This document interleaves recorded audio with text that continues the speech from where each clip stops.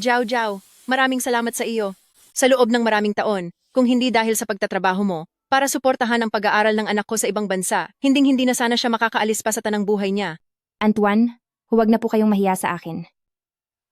Dahil noong una pa man, kung hindi ako niligtas ni Haoje, wala na sana ako ngayon. Ang pag-aralin siya at alagaan kayo ay tungkulin kong gawin.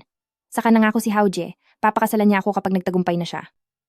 Pagdating ng oras na iyon, magiging iisang pamilya na tayo, kaya huwag na nating ituring ang isa't isa na iba. Hoy, Aling Juan, napakagaling pala talaga ng anak mo. Doon sa Beicheng, papakasalan na niya ang anak ng pamilyang Zhang.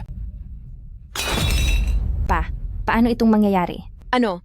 Alam na ito ng buong lungsod. Hindi nyo pa rin alam? Hindi iyan maaari. Sinabi ni Haoje na papakasalan niya ako. Hamak na basura ka lang, samantalang siya ay isang mayamang heredera. Kahit bulag, ay alam kung sino ang pipiliin. Paano naman ito nangyari? Ikakasal ang anak ko. Bakit hindi ko alam? Siguradong nagkakamali ka lang. Kung hindi kayo naniniwala, tingnan nyo mismo, magkakaroon ang pamilyang Zhang ng isang napakalaking handaan para sa kasal. Hindi maaari. Hahanapin ko si Haoje para magpaliwanag. Jiao Jiao, huwag kang mabigla, isipin mo muna. Nanay niya ako, kung ikakasal ang anak ko, hindi ba niya sasabihin sa akin? Huwag kang mag-alala. Susubukan kong alamin ang totoo. Empress. Empress, napakabuti mo kay Feng Haoje, pero niloloko ka niya at magpapakasal sa iba. Mas mabuti pang umalis ka na rito at bumalik sa bulwagan ng Tianchong para pamunuan ang lahat. Ayaw kong bumalik. Siguradong si Feng Haoje ay may mabigat na dahilan. Hahanapin ko siya ngayon din para magpaliwanag.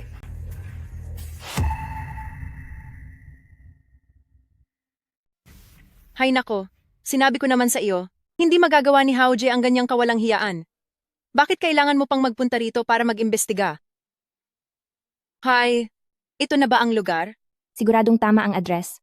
Tsaka tungkol sa kasal ni Haoje, napakalaking bagay nito. Kaya dapat lang na malaman ko ang totoo.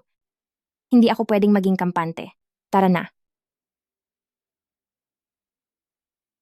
Hoy, wala ka bang mata? Tabingi ang pagkakadikit? Anak, Jiao Jiao? Bakit kayo nandito? Haoje. Anong ibig sabihin nito? Chu Aoksue, 3 araw mula ngayon, pakakasalan ko ang anak ng isang mayamang pamilya na si pamilyang Zhang ng Baicheng. Hindi mo na ako kalebel ngayon. Ngayong asensado ka na. Kaya naman ikinalulungkot mong asawa na sumama sa'yo sa loob ng 5 taon ay itatapon mo na lang na parang basura? Tama, kaya pakiusap. Huwag mo na akong gambalain pa. Feng Haoje. Naghahanap ka ba ng gulo? Bakit ang bilis mong makalimot sa utang na loob at iiwanan mo si Jiao Jiao? Ma, makinig ka po sa akin. Balak ko talaga na sunduin ka bukas. Saka ang bago mong manugang, ang pamilya nila ay may bilyon-bilyong dolyar na yaman. Gusto mo pa rin ba talaga na makasal ako sa pulubing ito? Ha talaga? Anak, pakakasalan mo ang isang mayamang tagapagmana? Antoine, Ha? Jiao Jiao, kung talagang gusto mo ang ikabubuti ng anak ko, at kung talagang mahal mo siya, ay parayain mo na lang siya. Kaya ganito, umalis ka na agad, sumuko ka na. Antoine, inalagaan ko po kayo ng maigi sa loob ng 5 taon. Tigil na! Kahit gaano ka pa naging mabuti sa amin noon, ginawa mo iyon ng kusa, wala kaming kinalaman doon. Kung hindi ka palalayas, itutulak kita palabas. Haoje, mayroon ka ba sanang gustong sabihin, pero hindi mo magawa? Kung napipilitan ka lang, sabihin mo sa akin. Kaya kong solusyonan ang lahat ng problema mo. Chu Aoksue. Gamitin mo nga ang utak mo, pakakasal ako sa babaeng may 10 bilyong dolyar. Paano mangyayari na napipilitan lang ako? Isa pa, isa ka lang basura na nakatira sa squatters area. Bukod sa pagbibigay sa akin ng panandaliang sarap, ano pa bang pakinabang mo? Sumusobra ka na. Wala pa tayo sa pinakamalala. Tingnan mo ang sarili mo, mukha kang isinumpa ng langit. Kung hindi lang dahil sa pagkukusa mong magtrabaho para may maibigay na pera sa akin, matagal na kitang pinalayas, punyeta. Wala kang hiya. Paano mo nasasabi ang mga iyan? Buisit kang bata ka? Nawawala ka na ba sa sarili? Ang lakas ng loob mong sakta ng anak ko. Baliw ka na. Feng Haoje, napakabulag ko para mahalin ang isang tulad mong hayop. Kung malalaman lang ni Miss Pamilyang Zhang na ikaw ay isang taong gahaman at walang utang na loob, hinding-hindi siya magpapakasal sa iyo. Dapat ay walang pagkakataon na malaman ni Fei Fei ang tungkol sa iyo. Chu Aoksue, ikaw ay isang malaking balakid sa aking pag-angat. Hindi ka dapat manatili. Anong gagawin mo? Siyempre, tatapusin na ang lahat. Dahil hanggang buhay ka pa, sisirain mo lang ang mga plano ko. Kaya wala na akong choice, kundi tapusin ka. Alam kong marunong kang lumaban, pero alam ko rin na may iniinda kang sugat sa binti.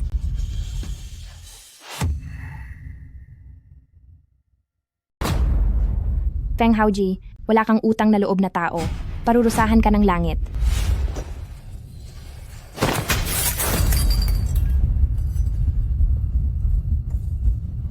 Aray, anak ko. Huwag mo na siyang saktan. Kapag nawala siya, baka madamay ka. Natatakot akong baka masira niya ang mga plano mo. Pero may paraan ang mama.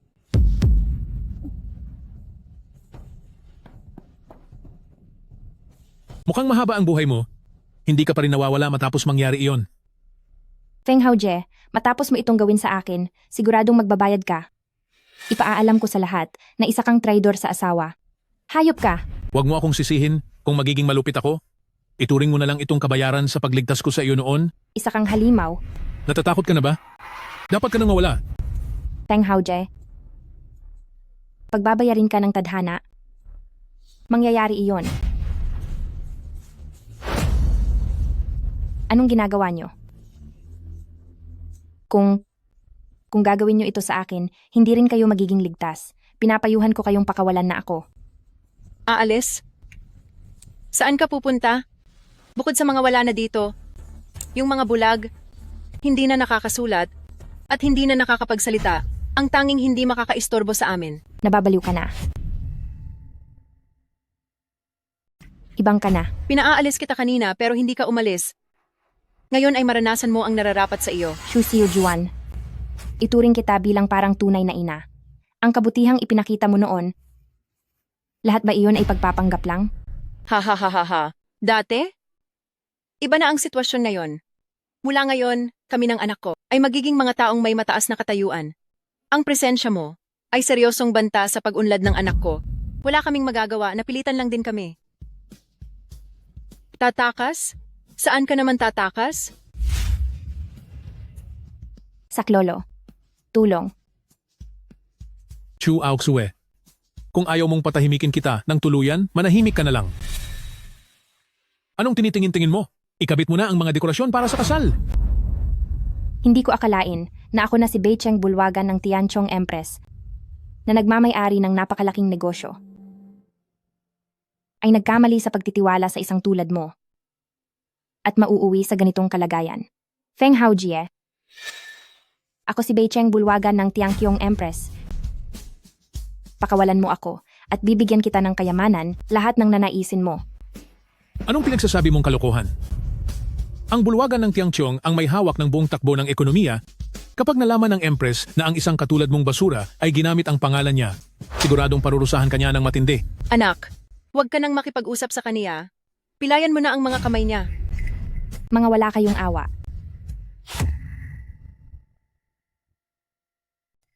Mga hayop kayo.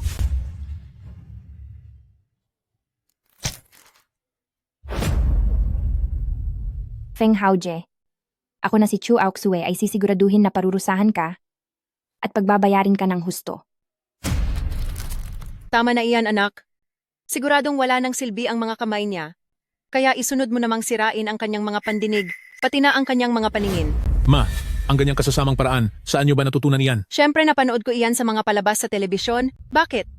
Masama na ba ang tingin mo sa nanay mo? Noong gusto mo siyang tapusin kanina, hindi mo ba naisip na masama rin iyon? Anak, makinig ka sa akin. Ginagawa ko lang ito para sa kabutihan mo. Sige na, gawin mo na. Chu Aoksue, huwag mo akong sisihin kung maging malupit ako. Hindi ko maaaring hayaang mawala ang pagkakataon na makapagpakasal sa mayamang babae kaysa makisama sa isang katulad mo. Halika rito, tingnan mong mabuti. Sa susunod na magkita tayo, tiyak na tapos ka na. Sige, lakasan mo pa ang boses mo para makita mo kung paano kita higit na pahihirapan. Feng Haoji. Batang Master. Anong ginagawa mo? Gusto mo rin bang tikman ang ginagawa ko? Opo. Tumawag po ang asawa ninyo. Pinapabalik na po kayo sa pamilyang Jiang para kumain. Ngayon din po. Sige, tara na. Tulungan niyo ako. Tulungan ka? Wala siyang lakas ng loob para gawin yan. Sabi ko na nga ba, ang mukha ng isang dukhang tulad mo ay dati na talagang pangit. At ngayong nasira na, mukhang mas nakakaaliw na. Mas mabuti pa rin ito kaysa sa masama mong ugali at mukha ng 100 beses. Anak, bakit mo pa siya kinakausap? Pinapapunta ka na doon ng asawa mo, pumunta ka na sa kanya, at ako na ang bahala dito. Sige, magpapalit lang ako ng damit at pupunta na ako. Pareho naman kayong babae, pero siya namumuhay na parang reyna. Habang ikaw ay parang basura lang. Wala kang kwenta at wala kang alam dahil ako ang tunay na reyna. Kung hindi ako mawawala ngayon, sisiguraduhin kong magbabayad ka ng lubusan. Anong iniisip mo? May tao ba dyan? Tulong, may tao ba dyan? Anong nangyayari? Nasaan ang tao? Nakatakas na siya. Bilis, habulin niyo siya. Pumunta ka na doon, huwag kang mahuhuli sa pupuntahan mo. Kayo, habulin niyo siya ngayon din. Kapag nahuli niyo siya, tapusin niyo agad. Kapag hindi niyo siya nahuli, kayo ang parurusahan ko. Opo.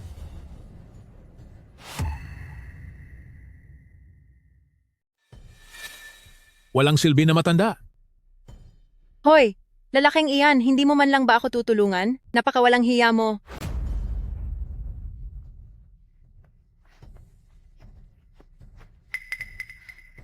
Big brother, tulungan mo ako.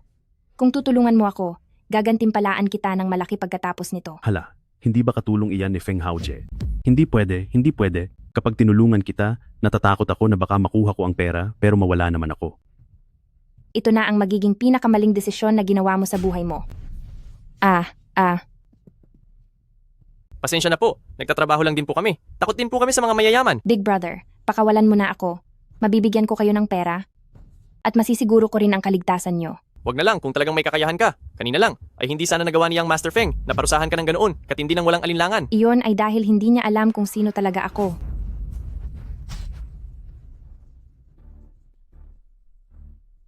Ilang araw ka na bang hindi kumakain? Bakit ganyan ka magsalita?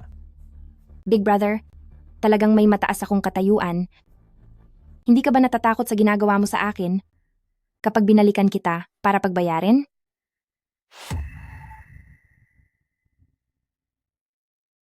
Big brother, ako ay talagang isang mahalagang tao. Hindi ka ba natatakot na gawin ito sa akin? At baka bumalik ako para parusahan kayo? Sa tingin ko ay wala ka ng pagkakataon. Naku, Ano bang kinatatakutan mo? Hinampas ko siya ng malakas sa sentido at pagkatapos niyang gumulong dito, siguradong hindi na siya mabubuhay. Tara na, bumalik na tayo para magulat. Talaga bang ako, si Chu Aoxue, ay mawawala na lamang dito ng tuluyan? Wala na si Feng Haojie. Hindi ko ito matatanggap. Ito ang paanyaya sa kasal na dapat ibigay sa bulwagan ng Tiang Kyong. Siguraduhing maihatid mo ito ng personal kay Manager Jiang. Kapag may nangyaring pagkakamali, talagang hindi kita mapapatawad. Naintindihan ko po, Miss Jiang. kung ang mga tao mula sa bulwagan ng Tiangchong ay mapapapunta natin dito, ang pamilyang Jiang ay magiging pinakamakapangyarihan sa Beicheng at higit sa lahat ng mga tao doon. Ang aming pamilyang Zhang ay kabilang na ngayon sa pinakaitituturing at tinitingalang pamilya sa Beicheng. Siguradong ang bulwagan ng Tianchong ay bibigyan tayo ng mukha at pupunta sa gaganaping kasal. Mukhang tama nga ang napili kong kakampi. Ano naman kung nakitira lang ako sa pamilya nyo? Magkakaroon na ako ng maraming pera, kapangyarihan at mga dilag. Tignan natin kung sino pa ang mga ngahas na hamakin ako. Bakit ang lala ng sugat na ito?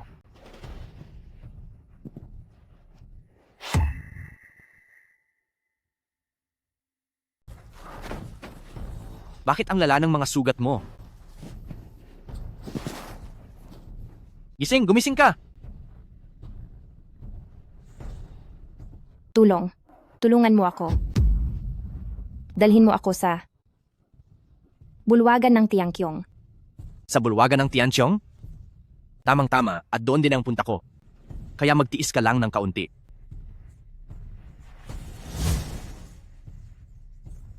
Sino kayong dalawa? Isa akong tagapaglingkod ng pamilyang Jiang ng Beicheng. Nandito ako para iabot ang paanyaya para sa kasal ng anak ng pamilyang Jiang.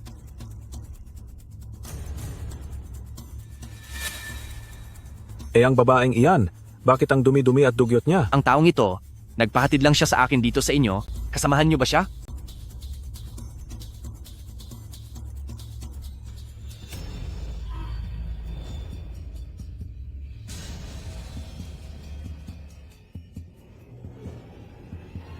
Umalis ka na. Ang nangyari ngayon, huwag na. Huwag mong sasabihin kahit kanino. Kung hindi, tatapusin kita.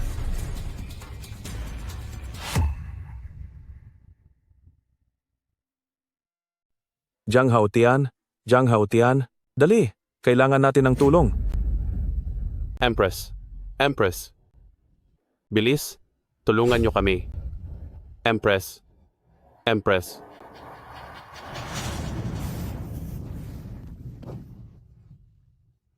Sino ang naglakas loob na manakit sa Empress ng Sky Palace? Dadong, alamin mo kung sino, siguradong patitikimin ko sila ng parusa at pagbabayarin ko sila ng matindi. Alam ko kung sino ang may gawa nito.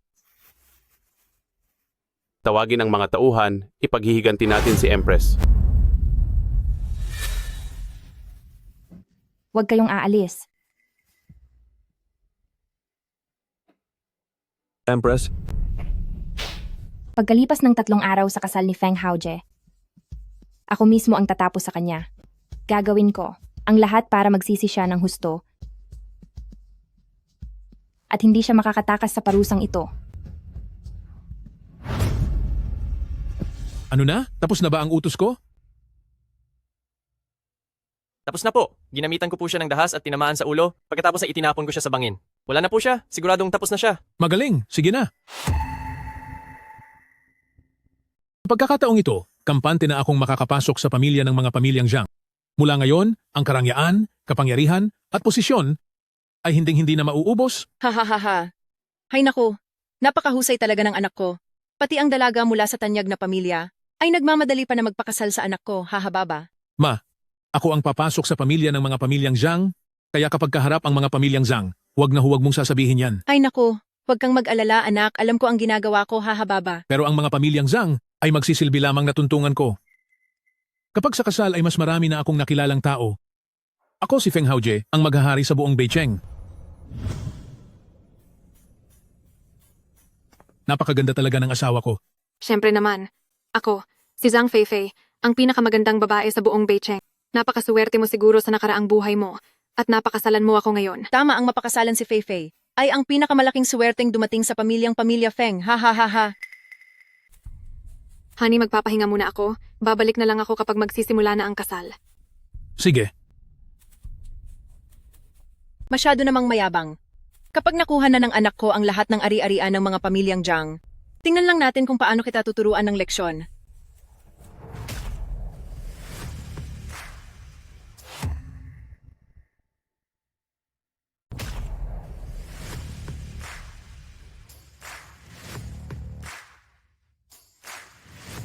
Feng Haoje, andito na ako para tapusin ka. Pakipakita po ang inyong imbitasyon.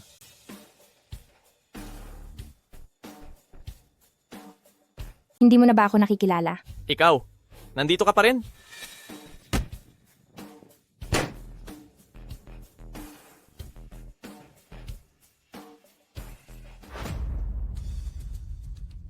Hindi ba ito ang mga gamit para sa mga wala na sa mundo?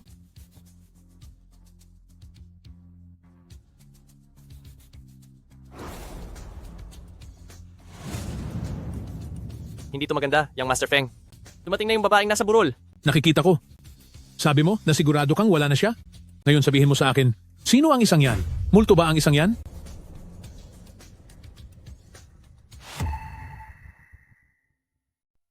Chu Aok Sue. Dahil hindi ka naman pala nawala, dapat ay nanatili ka na lang ng tahimik at nagtago para mabuhay. Pero nanggugulo ka rito sa kasal ko. Talaga bang gusto mo nang matapos ang lahat? Kasal? Nagkakamali ka ata dahil ang araw na ito ay ang araw ng pagbabayad mo. Anong? Hanggat ang hayop na gaya mo ay naririto pa, hindi ako papayag na basta na lang mawala. Dahil mukhang gusto mo talagang matapos na, pagbibigyan kita. Sugurin siya! Mula nang muntik na akong mawala sa mundo, may naintindihan akong isang mahalagang aral. Hindi ka makakatayo ng matatag kung hindi ka magiging matapang. Ang tao ring nagligtas sa iyo ay ang siya ring magiging dahilan ng iyong pagkawasak. Sasabihin ko sa'yo, huwag mong isiping porke kumuha ka ng mga tauhan ay matatakot na ako dahil lugar ko ito. Para ka lang isang aso na inalagaan ko noon. Akala mo ba leon ka na at may balak ka pang tapatan ako? Pwes, Kailangan kitang turuan ng leksyon.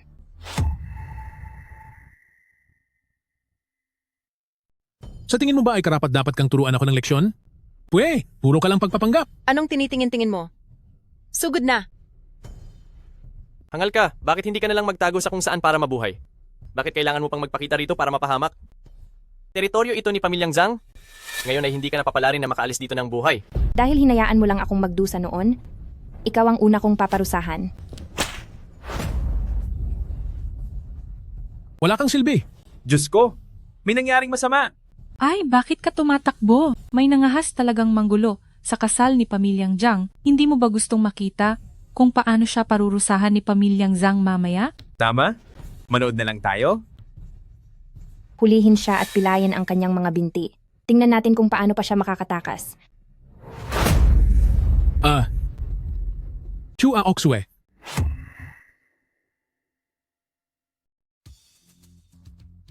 Narito ako. Bakit ka sumisigaw? Wala kang hiya. Matapos mo akong saktan ng husto, bakit ko naman hahayaan na matapos ka ng ganoon lang? Ito na, ang pambayad mo sa akin. Ito na, ang kapalit para sa lahat. Anak. Anak ko. Chu Aokswe, wala ka na ba talagang awa? Bakit? Nasasaktan ka na? Kung ganoon, lumuhod ka para sa anak mo. At baka sakali, mabawasan ko ang parusa sa kanya. Ikaw, bata ka pa, at ang isang matandang tulad ko ang paluluhurin mo? Hindi ka ba natatakot na malasin ang buhay mo? Minsan na akong nawala, ano ang dapat kong ikatakot? Lalo na ang tulad mong matandang gahaman sa pera. Kung ikaw ay hindi natatakot, ano ang ikakatakot ko? Wala kang utang na loob na babae. Kung hindi dahil sa anak ko, noon pa sana ay wala ka na, at hindi mo na magagawa na magmalaki dito. Mabibali na! Bitawan mo ako! Iyan ang kamay na ginamit mo sa mga sandata. Kamay na ginagamit sa pananakit. Hindi na iyan dapat ituloy pa.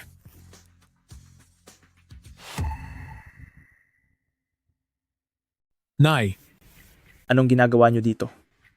Ha. Narito na si Manager Su. Sinasabi ko sa iyo, lugar ito ni Manager Su. Ginulo mo ang pag-aari niya, tingnan natin kung paano kanya parurusahan. Talaga? Nakalimutan kong sabihin sa iyo. Nirentahan ko ang buong lugar na ito para sa gaganaping huling paalam sa iyo. Huling paalam man o kung ano, o kahit kasal pa, bakit naging ganito ang lahat? Manager Su, ginagamit namin ang lugar mo para sa kasal. Pero nagdala siya ng mga tao para manira. Ayusin mo na siya agad. May nagrenta na ng venue namin ngayon para sa isang burol. Kaya isama mo na ang iyong mapapangasawa at ang mga bisita nyo at lumayas na kayo dito. Bakit nyo naman ginagawa ito? Ang lugar na ito ay binayaran namin, paano nyo ito maipaparenta sa iba? Ang binayaran niya ay 10 beses na mas malaki kaysa sa inyo. Tanga lang ang aayaw sa ganyang kalaking pera. Umalis na kayo ngayon din. Hindi pa sila pwedeng umalis. Sino ka ba? Ang buong lugar na ito ay nirentahan ko. Ngayon sa tingin mo sino ako? Kaya pala ganyan ang suot mo? Pasensya na po sa kawalang galang ko. Ayaw nilang umalis sa kasal nila. Anong balak mo? Ayos lang, ang burol na ito ay sadyang para sa kanila. Sinong may lakas ng loob na mag-organisa ng burol sa mismong kasal ko?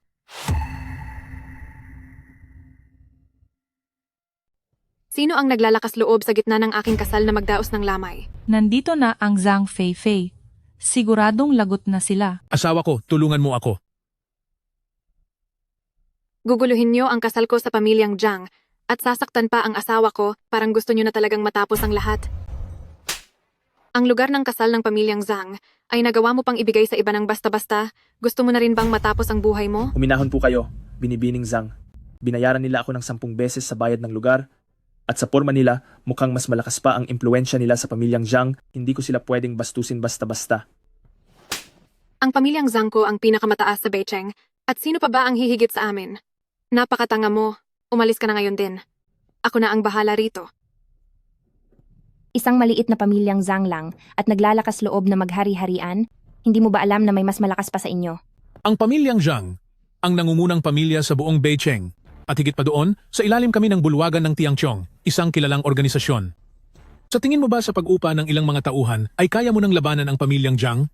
Hindi mo talaga alam kung sino ang kinalalaban mo.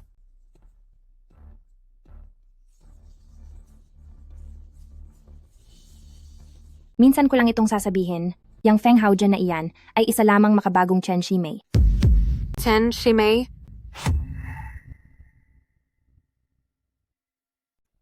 Nagsisinungaling ka, Chu Aoxue. Isinilang siya sa squatter ng Nancheng at sa lahat ng taong lumipas, nagtrabaho ako para kumita ng pera para lang masuportahan ang pag-aaral niya sa ibang bansa. Nangako pa nga siya sa akin na papakasalan niya ako. Fei, huwag kang maniwala sa kanya. Ginagawa niya ito dahil hindi niya ako makuha. Sinasadya niyang maghiganti sa akin. Kung nagawa niya sa akin na manakit para lang sa pansariling interes, darating ang araw, nagagawin din niya iyan sa iyo. Ang Feng Haoji na ito ay isa palang Chen Shimei. Diyan ka nagkakamali. Sa lipunan ngayon, ang mga taong gaya ni Chen Shimei ay sila pang mas madaling mabuhay. Fei, huwag kang makinig sa mga pinagsasabi niya. Fei! Ano man ang ginawa mo noon, ngayon, ikaw na ang asawa ko. Nagkamali lang si Haoji noon at napulot ka lang niya sa kung saan. Pero ngayon ay asawa na siya ng anak ni pamilyang Jiang. Sinaktan mo siya ng ganito, kaming mga Jiang Fei ay hindi ka mapapatawad. Gusto mo talagang kampihan ang masamang taong ito at kalabanin ako? Sino ka ba sa akala mo? Lalaban ka pa. Sa isang utos ko lang, kayang-kaya kitang ipahanap at ipakulong habang buhay para hindi ka na matahimik kailanman. Ako si Chu Aoxue, ang empress ng bulwagan ng Tianqiong. Narito ako ngayon para singilin ang utang ni Feng Haoji. Kayo naman, kung sino man ang mangahas na humarang sa akin, ay siguradong matatapos din.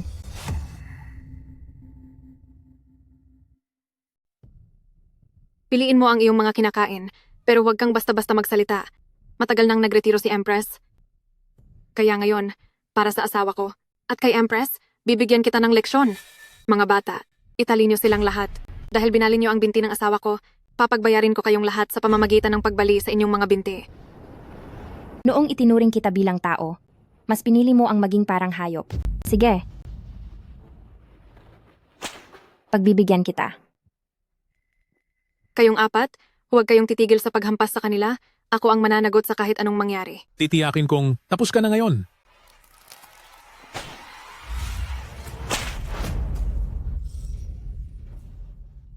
Wife, tumawag ka pa ng maraming tao.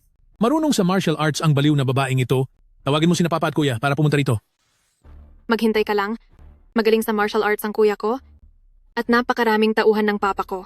Huwag kang tatakas kung matapang ka.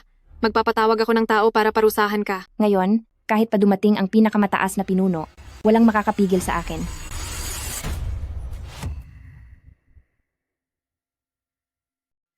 Kuya, tamang-tama ang dating mo. Wala kang silbi. Ganito mo ba pinoprotektahan ang kapatid ko? Kuya, tulungan mo ako. Bilisan mo at turuan mo siya ng leksyon. Wala talaga siyang respeto sa ating mga pamilyang Jiang at minaliit lang tayo. Ang kasal ni na Feng Haoji at ng kapatid ko ay hindi para sa mga basurang gaya niyo para manggulo. Si Feng Haoji, binalak niyang tapusin ako noon. Ngayon naman gusto niyang magpakasal at magpakasaya? Hanggat narito kaming mga Chu Aoxue, huwag niyang asahang magiging maayos ang buhay niya habang buhay. Ang bayaw kong si Zhang Qi ay hindi mo pwedeng hawakan. Sisiguraduhin kong sa natitirang bahagi ng buhay mo ay manginginig ka sa takot kapag nakita mo ako. Kahit ano pa ang katayuan mo, babae ka pa rin sa huli. Pinapayuhan kita, lumuhod ka na ngayon at hayaan mo kaming parusahan ka. Dahil kung hindi, huwag mo akong sisihin kung maging malupit ako sa iyo. Hindi ko kailangan ng kahit anong awa mula sa iyo. Hindi ba't mahilig kang sumigaw? Sige, sumigaw ka pa. Sa mga asong gaya mo, natural lang na kailangang sigawan.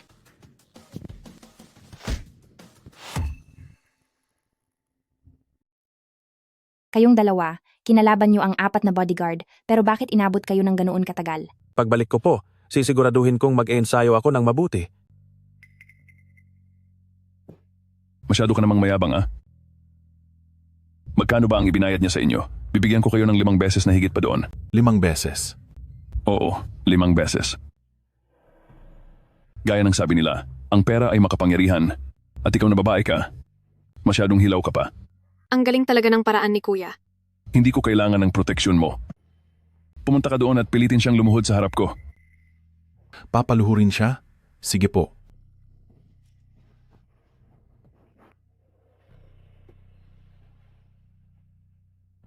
Wala sana akong balak na parusahan ang pamilyang Zhang nyo. Pero nakikipagtulungan kayo sa kasamaan at wala na kayong moralidad at prinsipyo. Si Feng Haojie ay bahagi na ng aming pamilyang Zhang bilang asawa na naninirahan sa amin. Ang paghamak sa kanya ay paghamak na rin sa pamilyang Zhang. Gusto mo ba talagang kalabanin ang pamilyang Zhang? Mag-ingat ka dahil baka tapusin ko ang buhay niyo. Kung gusto mo talagang mapahamak, huwag mo akong sisihin kung maging malupit ako.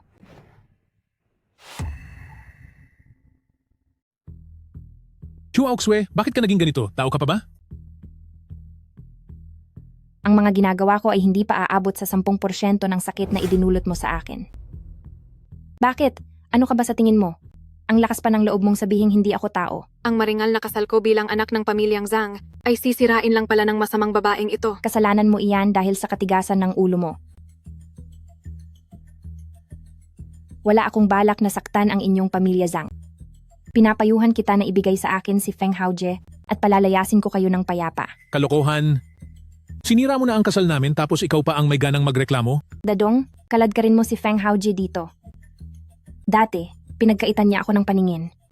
Ginawa akong pipi at hindi pinagsulat.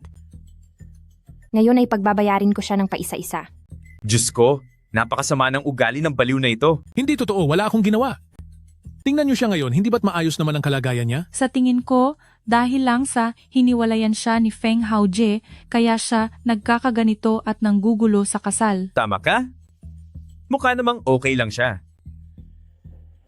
Umalis ka na lang. Hindi magkakagulo kung walang may kasalanan. Pinili niyang magpakasal sa iba kaysa sa'yo. Bakit ka pa nagwawala rito? Kung ganoon, tingnan natin kung ano ang mangyayari sa gulo mo. Tingin ko ay nababaliw ka na talaga. Ang pagpapakita ng awa sa kapwa ay isang mabuting gawa. Nasaktan mo na siya. At marami ka ng sinira, kaya umalis ka na lang. Bakit ba ang tindi mong magtanim ng galit? Huwag kang magpayong magpakabuti kung hindi mo alam ang pinagdaanan ko. Nakatayo ako ngayon dito ng maayos dahil ito sa swerte ko at hindi dahil dapat ko siyang patawarin. Tingin ko ay talagang mapang-api ka lang. Bali na ang binti ko at bugbog na ang mukha ko. Ano pa ba ang gusto mong mangyari? Mabuti pang tumahimik ka na lang at huwag nang magpakitang gilas dahil tatapusin kita mamaya. At sino ka naman sa tingin mo? Ako ang mula sa pamilyang Liu Liu Meiyu. Normal lang sa lalaki ang tumingin sa iba. Ano man ang mangyari, ikakasal na siya. Nagpipilit ka pa rin dito, nagpapahiya ka lang. Kung ako sa kanya, paparusahan din kita. Nandito ako para magiganti sa ginawa niya sa akin, hindi para agawin ang posisyon ng bride. Hindi mo pa nga alam ang buong kwento, pero napakataas na ng tingin mo sa sarili mo. Dadong, pabagsakin mo agad ang pamilyang Liu. Tingnan natin kung kaya pa niyang magpayo sa sarili niya. Baliw ka! Hindi pa sapat na binangga mo ang pamilyang Zhang, dinamay mo pa ang pamilya Liu. Ang pamilya Liu ay itinuturing na isang respetadong pamilya? Paanong mangyayaring sa isang salita mo lang ay babagsak na sila? Ang payo ko sa iyo, mag-alala ka na lang sa sarili mo. Chu Aoxue. Dala na ng tatay ko ang lahat ng tagasilbi mula sa pamilyang Zhang dito. Hindi ako naniniwalang ang iilang taong gaya nyo ay magagawa kaming guluhin sa buong pamilyang Zhang. Buisit! Hindi niyo sinabi agad na tatawag kayo ng tao. Pakawalan niyo na ako bilis.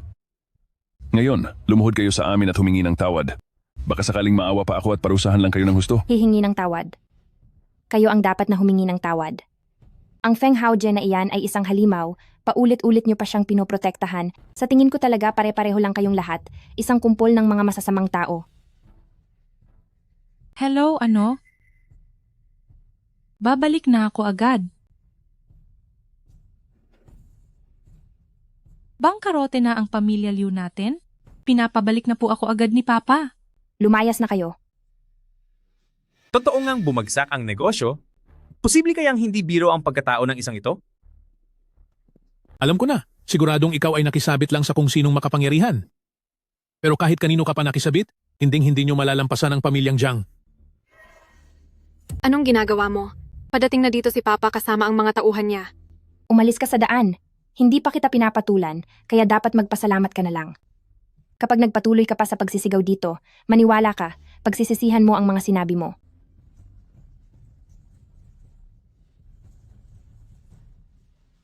Feng Haojie. Ngayon ay ipaparamdam ko naman sa iyo kung paano mawalan ng paningin.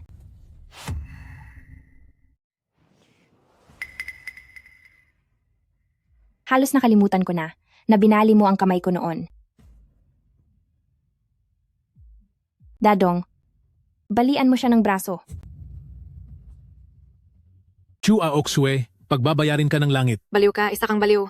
Noon ay binali niya ang 2 kong braso at binali rin niya ang 3 kong tadyang. Kaya naman ibinabalik ko lang sa kanya ang ginawa niya sa akin. Lalabanan kita.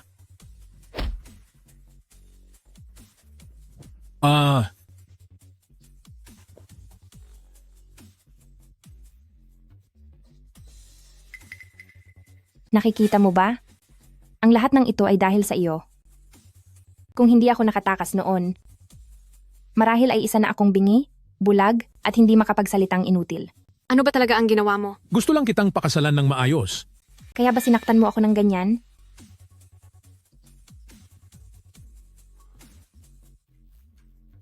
Hanggang ngayon hindi mo pa rin naiisip na maling tao ang kinalaban mo.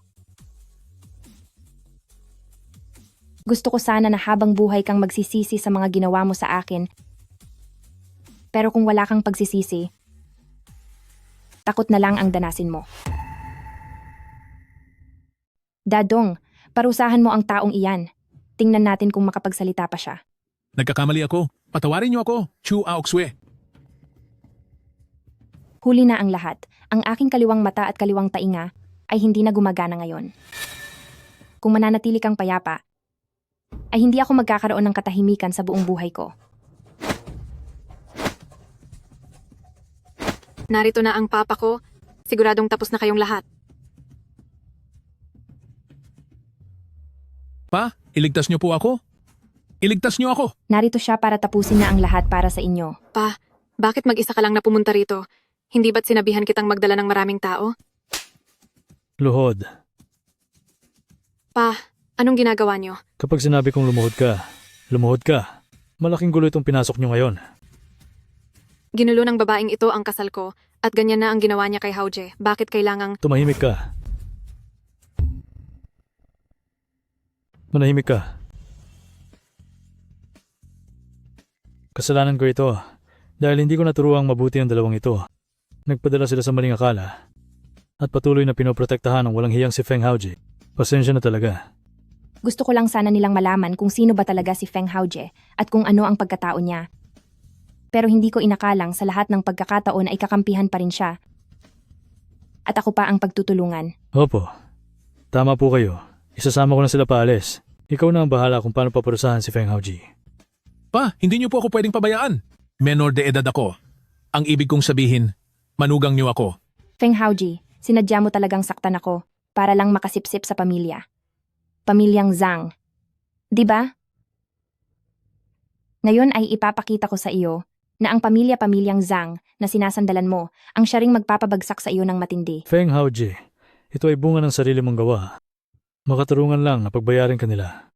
Huwag mong asahang idadami mo pa ang pamilyang Zhang para protektahan ka.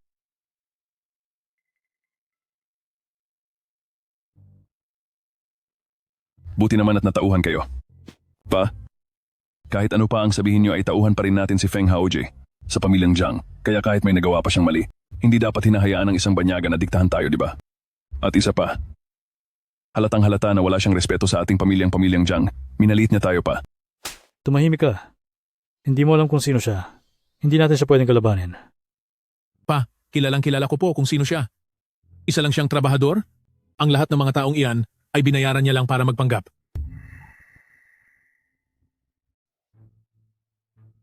Tama po, Dad. Sa buong Beicheng bukod sa bulwagan ng Tiangchong, sino pa ba ang kailangang katakutan ng ating pamilyang Zhang? Huwag mong maliitin ang sarili nating kapangyarihan. Bilisan mo at parusahan mo siya. Parusahan siya? Para na natin ginusto na mawala tayo. Zhang Qingtai, isang kilalang pamilya ang pamilyang Zhang. Tayo ang hari sa Beicheng. Bilang pinuno ng pamilyang Zhang, hahayaan mo na lang ba ang sarili mo na tapakan at hamakin ng babaeng iyan na parang wala ka man lang laban? Lapastangan. Hindi mo nararapat na maging pinuno ng pamilyang Zhang. Pinapayuhan kita na umalis na rito. Ang kahihiyan ng pamilyang Zhang. Ako na si Zhang Qi ang babawi nito.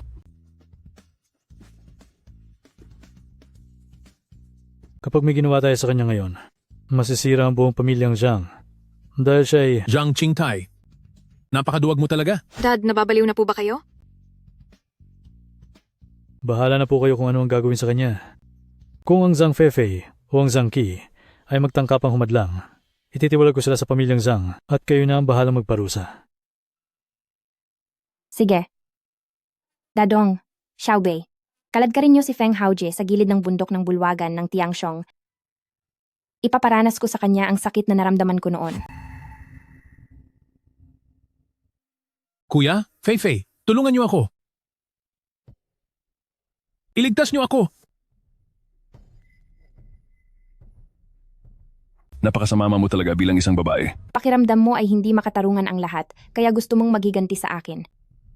Pero noong tinangka ni Feng Haojie na saktan ako ng malubha, hindi ba ako pwedeng maghiganti rin sa kanya? Ako. Ang dahilan kung bakit nandito pa rin ako ngayon ay hindi dahil sa naawa siya sa akin, kundi dahil hindi ko pa Chua-Oksue oras na mawala. Alam ng tadhana na hindi ko ito matatanggap, kaya ipinadala ako rito para tapusin siya. Ang pagkakaroon ng masamang kalooban ay pilit mong ginagawang magandang pakinggan? Wala ka na talagang hiya. Kung hindi ka pa kukunin ng tadhana, ako na ang tatapos sa iyo. Zhang Qi,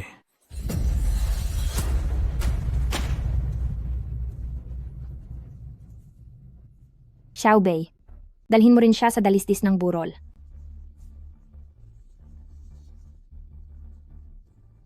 Dahil hindi ka marunong makaramdam para sa iba, ipaparanas ko iyon sa iyo ng direkta. Pwedeng-pwede kang maghiganti sa akin kailanman kung magiging maayos ka pa matapos nito. Ilayo siya.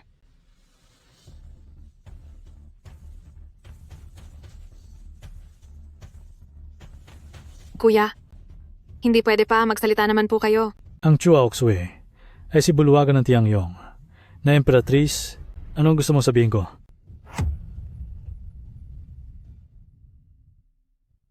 Si Chua-Oksue ay ang Empress ng bulwagan ng Tiangyong.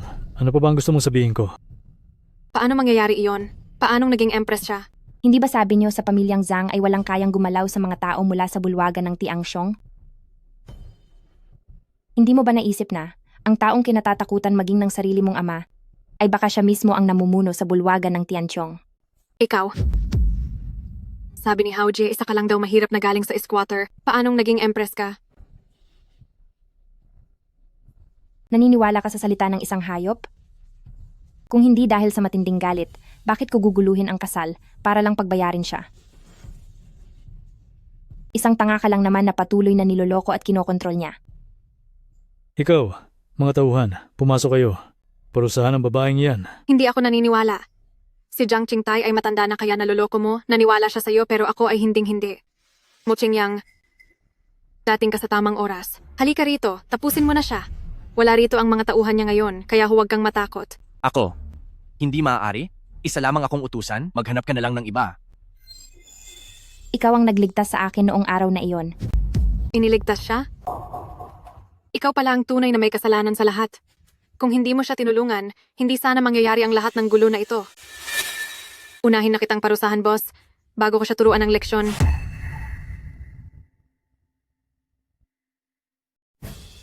Uunahin kitang tapusin ako at isusunod ko siya.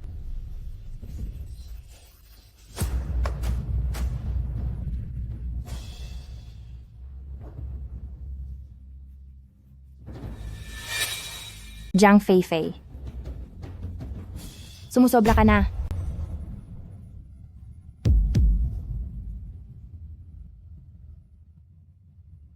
Diyos ko, Manager Zhang, pumunta ka talaga para sa kasal ko. Pero, sinira ng babaeng ito ang kasal ko, pinahiya niya ako sa harap ni Manager Zhang. Humanda ka. Mamaya ay ipapautos ko kay Manager Zhang na parusahan ka ng matindi. Isipin mo muna ang sarili mo. Manager Zhang, nagpapanggap ang babaeng ito na siya si Empress. Ginulo pa niya ang kasal ko. Turuan mo siya ng leksyon. Siya naman talaga si Empress. Ano? Siya talaga si Empress?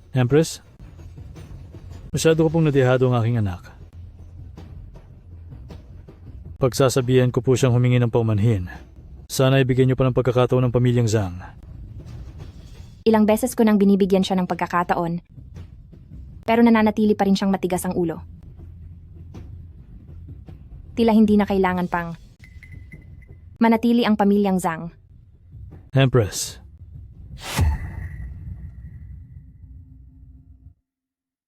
Manager Jiang, alisin ang pamilyang Zhang sa Skyreach Chamber of Commerce.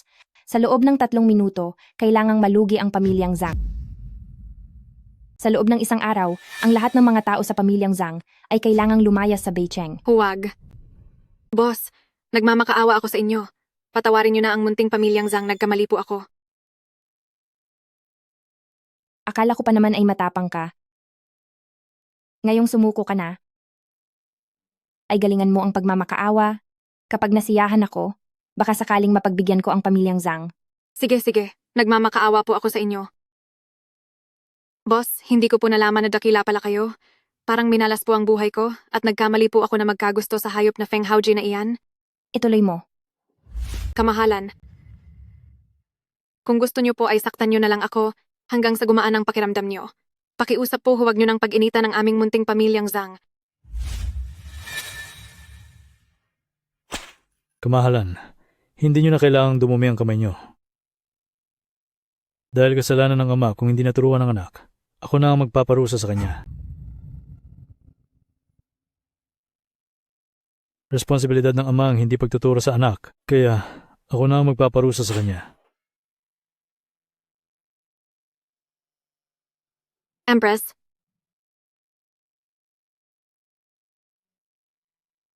Patawarin niyo po ako, ang hayop na si Feng Haoji. Kahit ano po ang gusto niyo ay gawin niyo sa kanya. Kung hindi po, ako na mismo ang magpaparusa sa kanya at sisiguraduhin ko na labis na siyang magdurusa habang buhay.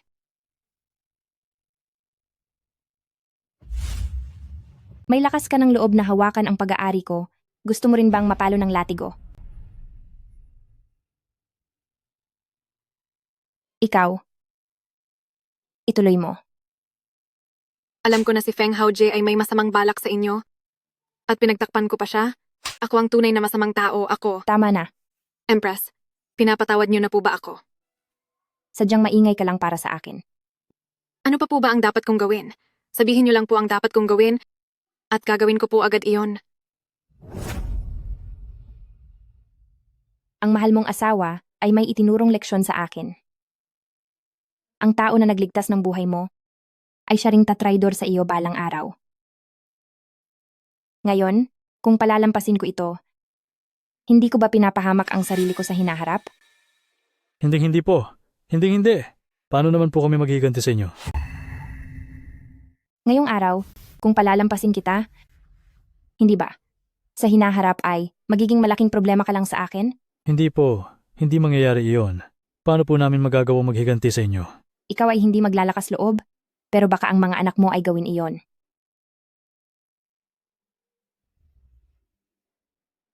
Manager Jiang, mas mabuti pang tapusin na ang lahat sa pamilyang Zhang.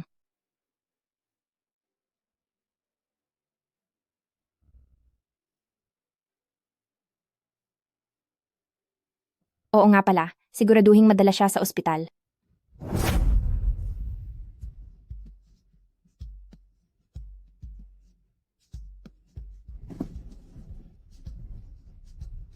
Daye? Lolo? Matapos niya akong gawin ng ganito, dapat ay nawala na ang galit niya, di ba? Kung nawala man o hindi ang galit niya, ay hindi ikaw ang magdedesisyon. Pinapayuhan ko kayong pakawalan na ako agad. Dahil kung hindi, ang pamilyang Jiang ko ay siguradong hahabulin kayo habang buhay. Walang tigil hanggat hindi kayo nagbabayad. Sa tingin ko ay wala ng pagkakataon ang pamilyang Zhang. Anong ginawa mo sa pamilyang Jiang? Anong ginawa mo sa pamilyang Zhang?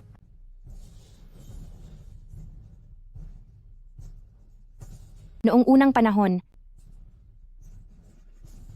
dapat ang buong pamilyang Jiang niyo ay naparusahan na ng malubha. Mali pala. Dapat ang tawag doon ay pagpapatapon sa buong pamilya. Saan mo naman nakukuha ang ganyang lakas ng loob? Huwag kang magmadali. Mamaya ay isasama na kita sa kanila. Sinabi ko nang tatapusin ko ang inyong pamilyang Zhang. Wala akong ititira kahit isa.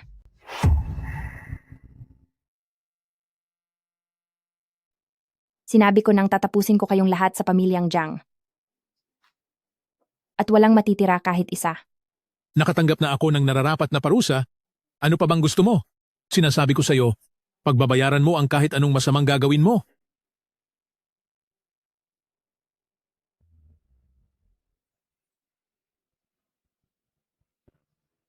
Ang mga mata ko ay hindi nakakakita.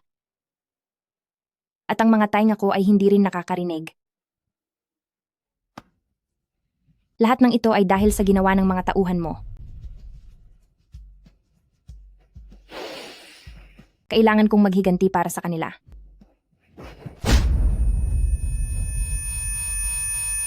Hoy! Ngayon ba ay nakakarinig ka? Patawarin mo na ako sa pagkakataong ito. Hahayaan ko. Ako. Hahayaan ko. Hahayaan kong makuha mo ang mga taong sumira sa mga mata at tainga mo para makabawi ka. Malapit na nilang matanggap ang karma nila. Pero dapat unahin ang puno bago ang mga sanga.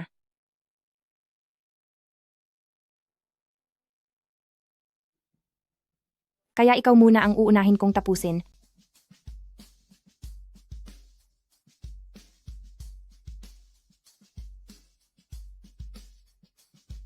Bago ko harapin ang dalawang basag ulerong iyon, kasama na ang masama mong ina. Baliw? Isa kang baliw. Kung naranasan mo rin ang mga pinagdaanan ko, siguradong mas magiging baliw ka pa kaysa sa akin. Anong karapatan mong pagsalitaan ako ng ganyan dito?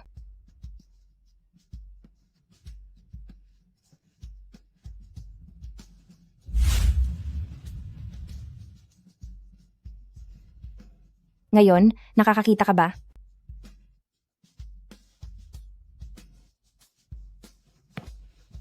Nakakakita ka nga. Mukhang hindi iyan tama.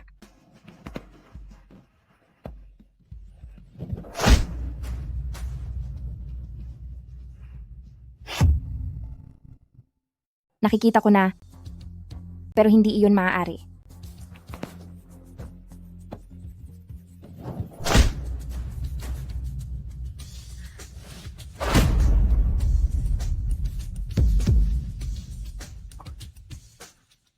Nahulog na siya sa baba? Wala na siya. Wala na talaga siya. Feng Haoji, iniligtas mo ang buhay ko noon at inalagaan kita sa loob ng 5 taon. Kaya nabayaran ko na ang utang na loob ko sa iyo. Simula ngayon, wala na tayong atraso sa isa't isa. Sa ating dalawa, tapos na ang lahat ng ugnayan. Dadong, tandaan mong isama pati ang utusan ni Feng Haoji sa paghagis doon sa ibaba. Ikaw, samahan mo ako sa ospital bukas. Gusto kong makita kung ano na ang kalagayan ng nagligtas sa akin. Kung isa rin pala siyang masamang tao, itatapon ko rin siya sa lugar kung saan siya dapat naroroon.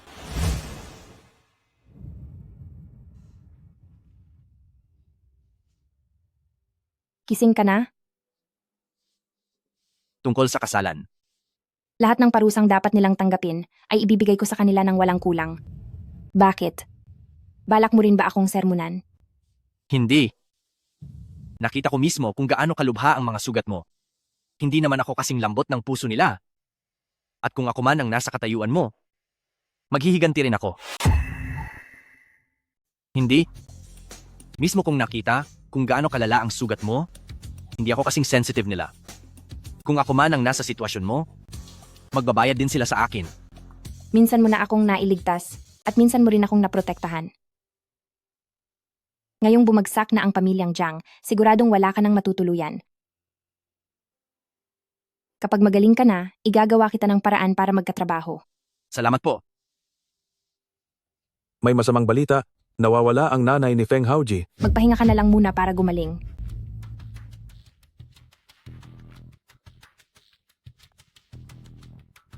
Empress, kailangan ba nating magpadala ng mga tao para hanapin siya? Hayaan mo na ang mga taong wala ng laban. Teka pala, sabihan mo si Jiang Hao Tian na ilagay siya sa kumpanya ng Tian Hao Group. Haoje. Anak ko. Anak? Sabi ng security guard ay dinala siya dito, pero bakit wala siya rito? Haoje. Saan ba talaga siya dinala? Haoji. Anak ko. Anak ko. Anak ko. Anak ko.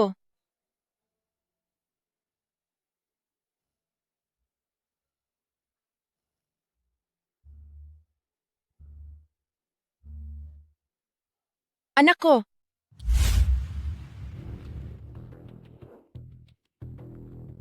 Hoy bata, iwan ko muna sa'yo itong kotse. Maglalakad-lakad lang muna ako sa labas.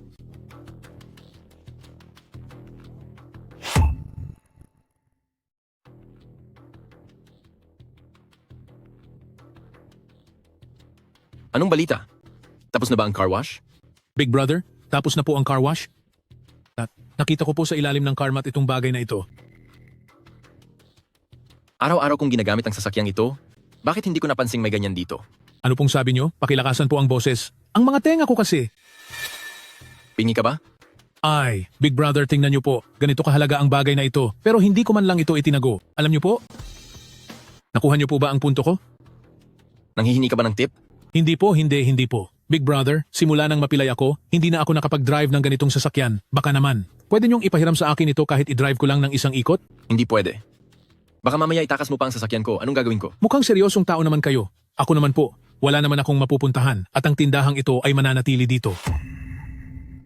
Dito lang naman ako. Wala naman akong tatakbuhan. Narito pa rin ang shop ko. Sige. Dahil lang sa kalagayan mo, na may kapansanan at sira ang mukha, pahihiramin kita ng sasakyan. Pero tandaan mo ito, hanggang doon ka lang. Ay, sige po. Salamat po, Big Brother. Salamat po talaga, Big Brother. Hindi ko akalain na akong si Feng Haoji ay makakapag-drive ng marangyang kotse. Mag-iiwan din ako ng calling card para makakuha ng loob. Siguradong makakahanap pa ako ng kakampi.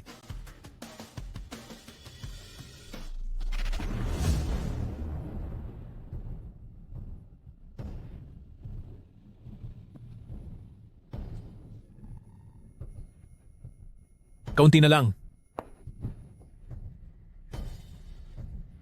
Feng Haoji, dahil narito ka pa, dapat ay nagtatago ka na lang para mabuhay ng tahimik.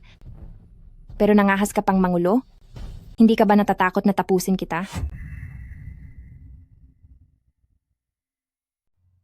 May lakas ka pa talagang maghanap ng gulo? Hindi ka ba natatakot na parusahan kita? Mahirap na buhay?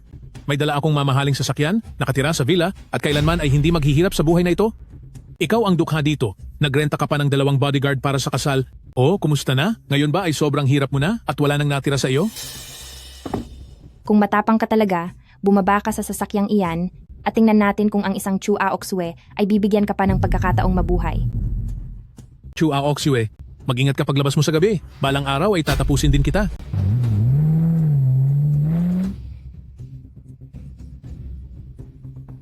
Hindi ba sasakyan ko ito? Bumaba ka dyan. Sino ang nagsabi na pwede mo iyang imaneho? Hepe. Anong hepe ang sinasabi mo? Hinayaan mong imaneho ng isang hayop ang sasakyan ko. Gusto mo na bang mawala sa mundong ito?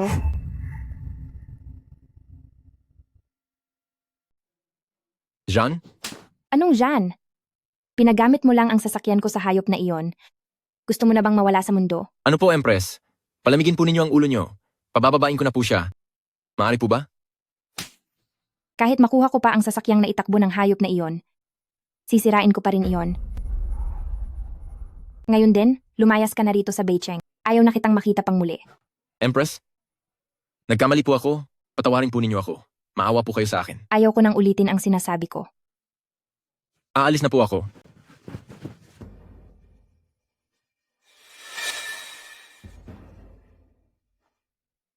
Halo? Dadong. Nandyan pa pala si Feng Haojie. Halos mabunggo niya ako kanina. At ngayon tinakas niya ang sasakyan ko. Magpadala ka ng tao para kunin siya at dalhin siya sa bulwagan ng Tianqiong. Feng Haojie. Tingnan natin kung gaano ka kasuwerte.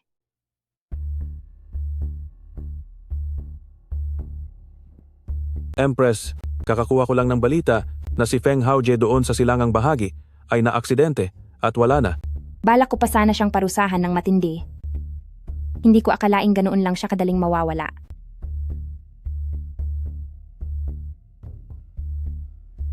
Ikaw si Empress?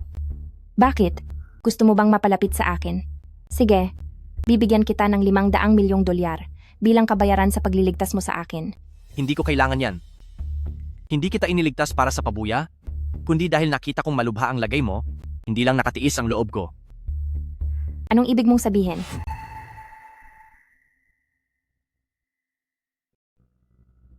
Hindi kita niligtas para sa pabuya, nakita ko lang na malubha ang sugat mo at hindi ko lang matiis na pabayaan ka. Anong gusto mong sabihin? Alam kong galing ka sa bingit ng kamatayan, pero nakaganti ka na sa dapat mong paghigantian. Sa susunod, huwag ka na sanang maging ganyang kalupit. Sino ka ba sa akala mo para pagsabihan ako ng ganyan?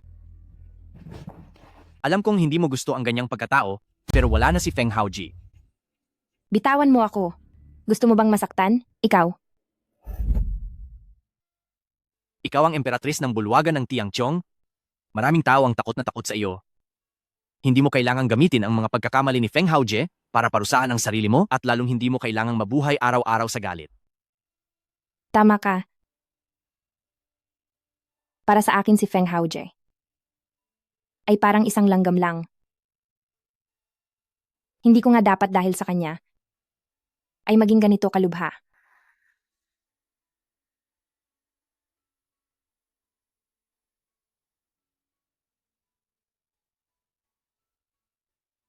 Naliwanagan ka na ba? Napatawad mo na ba ang sarili mo?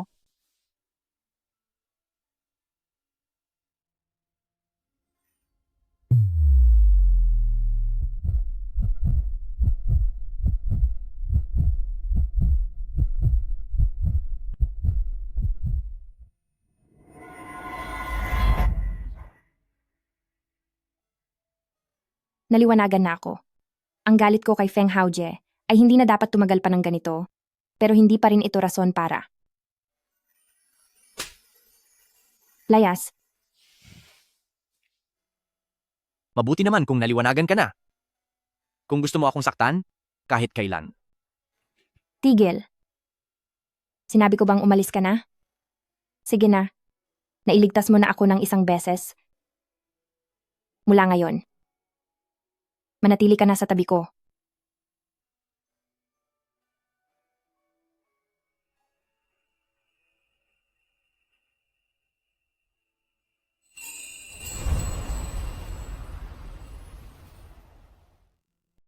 Simula ngayon, mananatili ka na sa tabi ko.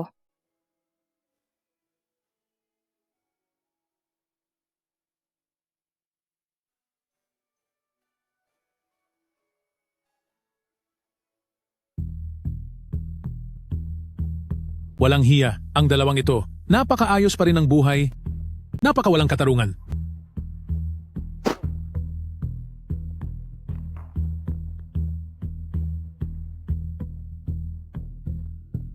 Hindi ba't kaklasiko ito noong high school ang walang silbing si Muking Yang? Nabalitaan kong noong matapos ka ng high school ay nawala ang iyong mga magulang at wala kang pambayad sa universidad. Kaya pala pumasok ka na lang bilang isang katulong? Bakit nagbibingi-bingihan ka ba? Hindi mo na ba ako kilala, dating kaklase? Palagay ko ay iniisip niyang napakaaba niya, kaya hindi siya karapat-dapat na makipag-usap sa iyo. May punto ka.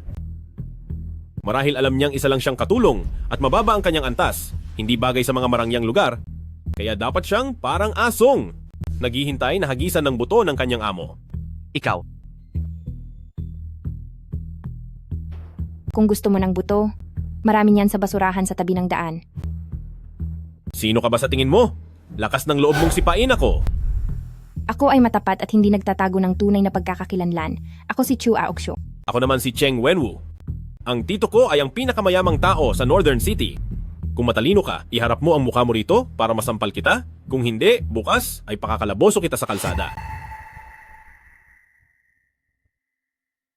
Kung matalino ka, iharap mo agad ang mukha mo rito para masampal kita. Kundi, bukas na bukas ay mawawalan ka na ng tirahan.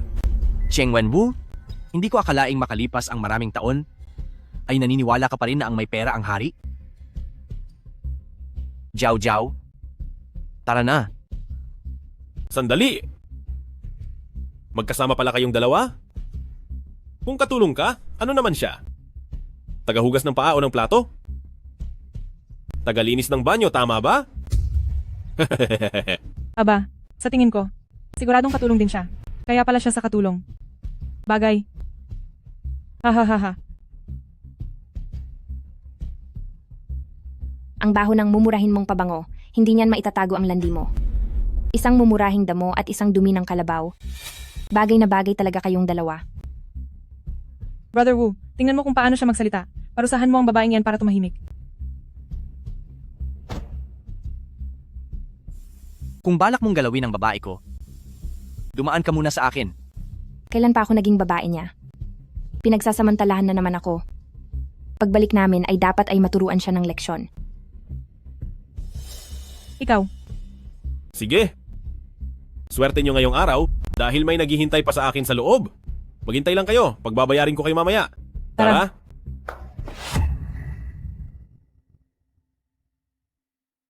Isipin nyo na lang na swerte kayo ngayong araw dahil may naghihintay pa sa akin sa loob. Maghintay lang kayo, babalikan ko kayo para pagbayarin. Tara na.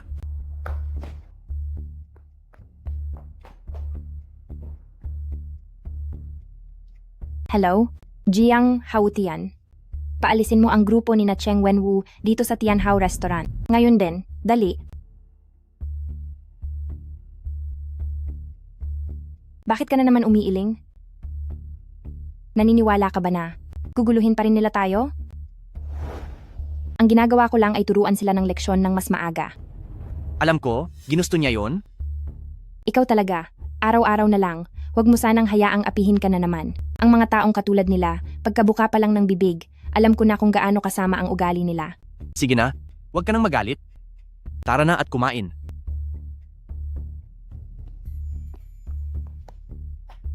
Ganyan ba sa Tianhao Restaurant kung itrato ang mga importanteng panauhin? oo nga. Kung paano kami sa Tianhao Restaurant magtrato ng mga panauhin ay sarili naming desisyon. Nakabangga kayo ng isang maimpluwensyang tao ngayong araw, kaya banned na kayo sa lahat ng kumpanya ng aming buong grupo. Layas. Nakabangga ng maimpluwensyang tao? Kung na-blacklist ako sa Tianhao Group, ibig sabihin ang pamilya Cheng ko ay mapupunta na sa panganib. Hindi pwede. Kailangan kong puntahan ang tito ko. Dali, tara na! Ilagay sa blacklist ang pamilya Cheng ko, hindi ba ako ang magiging tampulan ng lahat? Hindi maaari, kailangan kong puntahan ang aking uncle-uncle. Tara na, tara!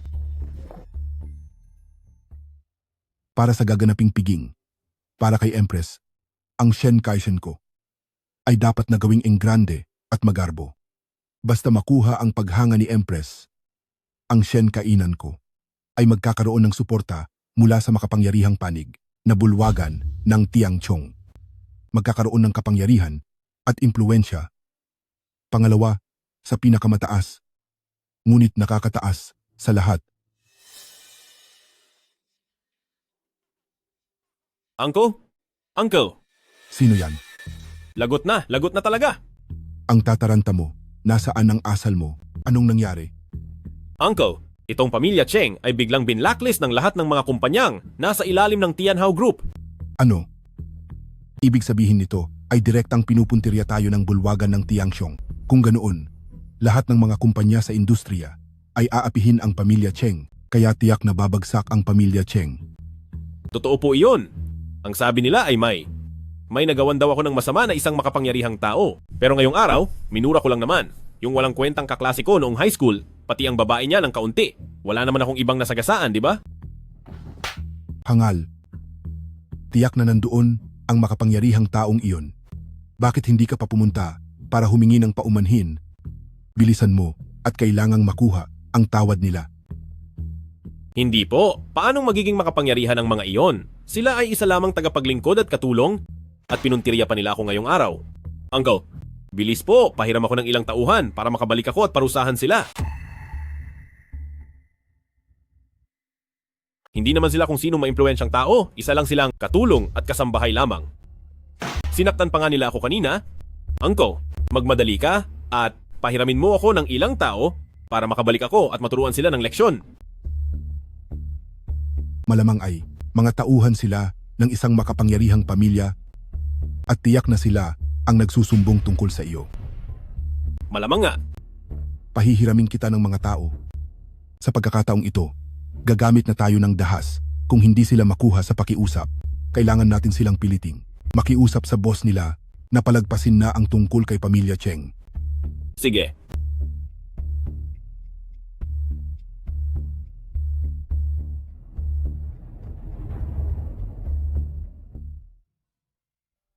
Napakabusog ko. Samahan mo akong maglakad pabalik para na rin matunawan ang kinain ko. Sige. Nagiging mas matigas na ang ulo mo.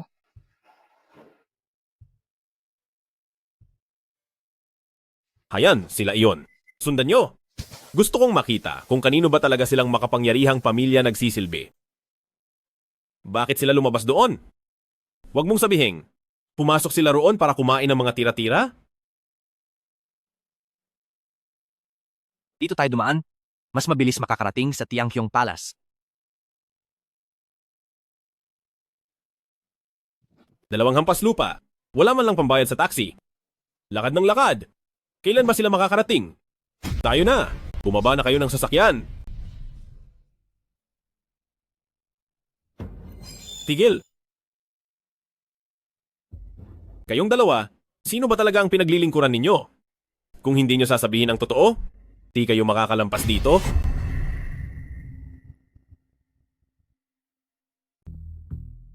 Kayong dalawa, kaninong pamilya ba kayo nagsisilbi? Kapag hindi nyo ito nilinaw ngayon, huwag nyo asahang makakalampas kayo rito. Hindi kami nagsisilbi kahit kanino. Huwag kang humarang sa daan, kaya umalis ka na dyan. Sino ang tinatawag mong aso? Hamak ka lang nakatulong. Ang aming pamilya Cheng ay ni-block ng Tianhao Group. Kayo ba ang may gawa nito? At ano naman kung kami nga? Sige, may gana pa kayong umamin. Sino ang nagbigay sa inyo ng karapatan na manira sa harap ng isang importanteng tao? Mukhang wala ring isip ang taong iyon. Dahil naniwala siya sa mga kasinungalingan nyo? Hindi naman magkakatugma ang mga sinasabi mo. Dahil sa inyong dalawa at sa paninira nyo sa harap ng bigating tao, kaya ang aking pamilya Cheng ay ni-block ng Tianhao Group tapos magmamang-maangan pa kayo sa akin? Grabe rin ang imahinasyon mo. Pero, ang isang Chu Aoxue na gaya ko, kung gugustuhin naming pabagsakin ang pamilya Cheng, hindi namin kailangang manira sa ibang tao. Isang hamak na katulong, may gana ka pang magmalaki sa harap ko? Sabihin mo na agad, sino ang pinagsisilbihan ninyong bigating tao? Bigating tao? Sino pa ba ang higit sa kapangyarihan ko bilang Chu Aoxue? Puro ka pa rin kalokohan. Sabihin mo na sa akin agad, sino ba ang mahalagang taong pinagsisilbihan nyo? Mahalagang tao? May hihigit pa ba sa impluensya ko sa Chu Aoxue? Bilis! Tawagan nyo na ang mahalagang taong iyan at alisin kami sa blacklist. Kapag hindi nyo naayos ang tungkol sa pamilya Cheng ngayon, sisiguraduhin kong wala na kayong ititira. Ipakulong nyo ang mga iyan. Huwag kang padalos-dalos.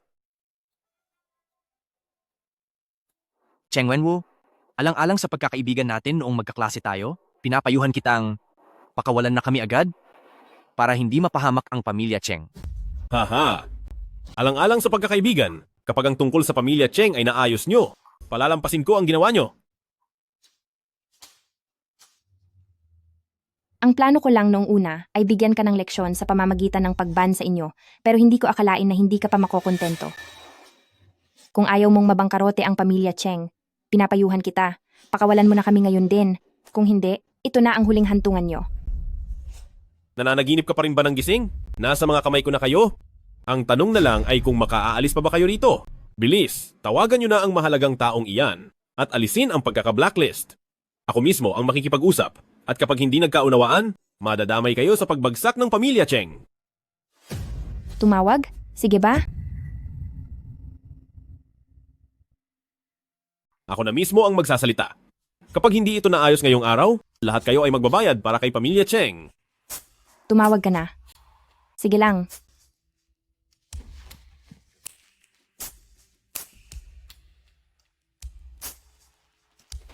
Mabuti naman at naintindihan mo.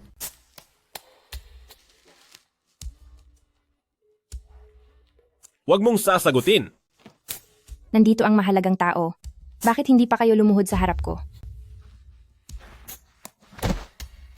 Cheng Wenwu, hindi ba't gusto mong magmakaawa sa mahalagang tao na patawarin ka? Ngayong ang mahalagang tao ay nasa harap mo na, bakit hindi ka magmakaawa sa akin? Sige. Walang hiya kang yaya. Nagawa mong lokohin ang isang Cheng Wenwu. Hinahamon mo ba ako? Sa tingin mo ba ay mahina ako? Lusubin niyo siya. Cheng Wenwu? Hindi mo talaga kayang banggain si Aok Sue? Pinapayuhan kita? Madaling pakiusapan si Aok Sue sa maayos na paraan. Kaysa magpakitang gilas ka rito, mabuting magpakumbaba ka na lang at makiusap na patawarin ka niya. Ikaw na utusan, may gana ka pang turuan ako? Ang pakikipag-usap sa mababang yaya na ito ay nakakababa na ng aking pagkatao, tapos gusto mo pang magmakaawa ako? Tingnan natin kung paano kita tatapusin. Ikaw nakatulong ka, lakas ng loob mong turuan ako? Ang pakikipag-usap sa hamak na yaya na ito ay nakakababa na sa pagkatao ko, tapos gusto mo pang magmakaawa ako? Papatabihin kita. Bakit kailangang magsalita kung pwede namang kumilos? Ayoko rin sanang gumamit ng dahas para resolbahin ito. Ano bang ginagawa ninyong dalawa? Kahit isang yaya at isang security guard, hindi nyo kayang itumba. Sugurin nyo na sila. Hindi ako lalaban kung walang nanggugulo sa akin. Ikaw na babaeng walang hiya ka? Marunong ka palang gumamit ng latigo? At may alam ka pa sa martial arts.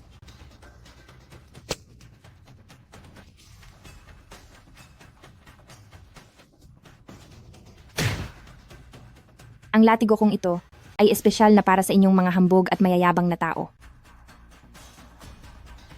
Hinto. Ang inyong amo ay bagsak na sa paanan ko. Hindi pa ba kayo susuko? Tumigil kayo. Ang inyong Panginoon ay natalo ko na. Bakit hindi pa kayo sumuko? Ang tito ko ay si Bei Cheng, ang pinakamayamang tao rito. Kapag nalaman niya ito, tinitiyak ko, pagbabayarin ko kayo. Tama na, Cheng Wenwu. Nandito ka na sa ganitong sitwasyon? Nagmamalaki ka pa rin? Mas mabuting manahimik ka na lang. Mula pagkabata ay wala pang nakakapanakit sa akin. Kapag nakauwi na ako, pakikiusapan ko ang tito ko na, tapusin kayo? Sige na, Jiao Jiao. Sa paningin mo naman ay para lang siyang insekto. Hindi siya katapat ng galit mo. Sige na nga. Ngayon, alang-alang sa iyo, palalampasin ko muna ang ginawa niya. Jiao Jiao, ikaw ay. Layas.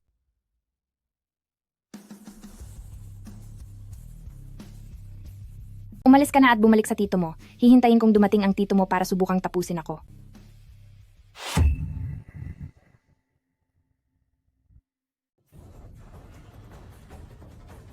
Bumalik ka na agad sa yakap ng tito mo. Hihintayin ko ang tito mo na parusahan ako. Mu Qingyang, palamunin ka lang at walang kwenta. Ang mga babae ay dapat sumusunod sa atin, tapos ikaw. Cheng Wenwu, talagang hindi ka marunong makinig. Kung mananatili ka pa rito, baka hindi ka na makaalis ng buhay. Humanda kayo sa akin.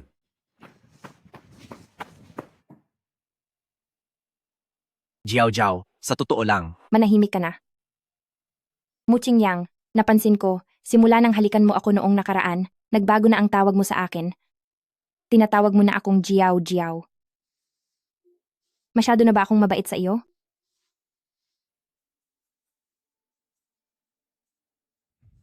Tawag lang naman iyon. Ang mas gusto kong sabihin, naniniwala ka ba na pagkatapos nito ay isasama niya ang tito niya para guluhin tayo? Alam kong babalik silang muli, pero sa harap ni Bulwagan ng Tiangchong, wala silang sinabi. Kung dahil sa iyong pagiging malambot ngayong araw ay masaktan kami sa hinaharap, sa oras na iyon, pagsasabihan mo ba akong maging kalmado? O pagsisisihan mo ang desisyon mo ngayon? Hinding-hindi ko hahayaang masaktan ka. Jiao Jiao.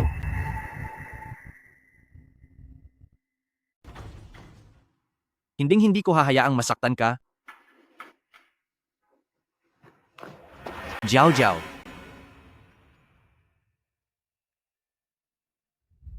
Mahal na Emperatrice, ang nangungunang negosyante ng Beicheng, na si Shen Kainan, nang mabalita ang nagbalik po kayo, ay sadyang naghanda ng isang salusalo para sa inyo. Si Shen Kainan? Iyon ba ang taong kilala bilang pinakamayamang tao sa Beicheng? Na si uncle ng Cheng Wenwu? Tama po. Sino ba siya sa akala niya? Dahil ba naghanda siya ng salusalo, dapat na bang pumunta ang emperatrice na gaya ko?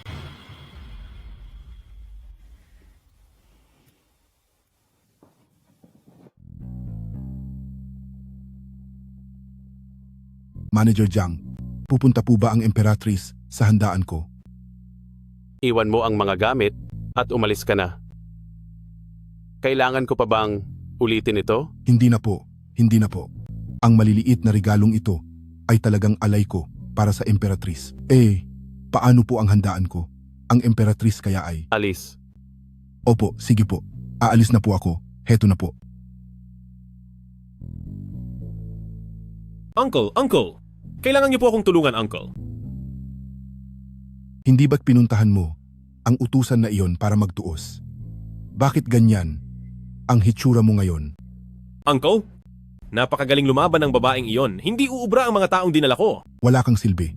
May kasama ka pang mga tauhan, pero kahit 2 utusan lang ay hindi mo makaya. Talagang ipinahiya mo ako, maging ang pamilya Cheng. Uncle, sa tingin ko ay dapat kayo na mismo ang kumilos. Magdala kayo ng cash at malalaking regalo at direktang puntahan ang mahalagang tao na iyon para ipatanggal ang ban sa pamilya Cheng. Ang pinakamahalagang bagay ngayon ay ang paghahanda para sa handaan ng Emperatrice ng bulwagan ng Tiangqiong. Kapag natapos na ang salusalong ito at nakuha na natin ang loob ng bulwagan ng Tiangqiong, kahit sino pa ang makapangyarihang tao na iyan, sa isang saglit lang ay kayang-kaya nating tapusin iyan.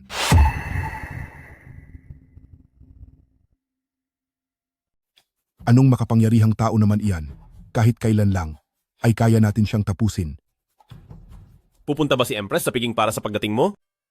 Napakataas ng kanyang katayuan. Ang isang tulad niya ay paanong magpapakababa para lang pumunta sa ating piging? Pero para sa kanya naman ang piging na ito, siguro naman, darating siya. Hindi maaari. Kailangang ako mismo ang magdala ng mamahaling regalo sa bulwagan ng Tiangqiong para sunduin si Empress. Dahil kung hindi, posibleng talagang hindi siya pumunta. Tara.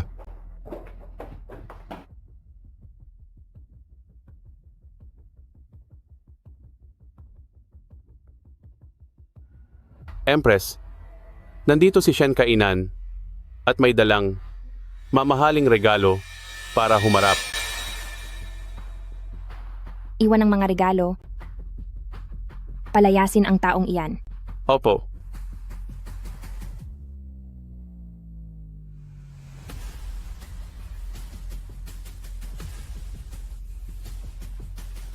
Manager Jiang, pupunta ba si Empress sa piging para sa akin? Iwanan ang gamit at lumayas ka. Gusto mo pa bang ulitin ko ito? Hindi na po. Hindi na po. Ang mga mumunting regalo na ito ay sadyang alay ko po para kay Empress. Tungkol po sa piging ko, si Empress ba ay? Alis.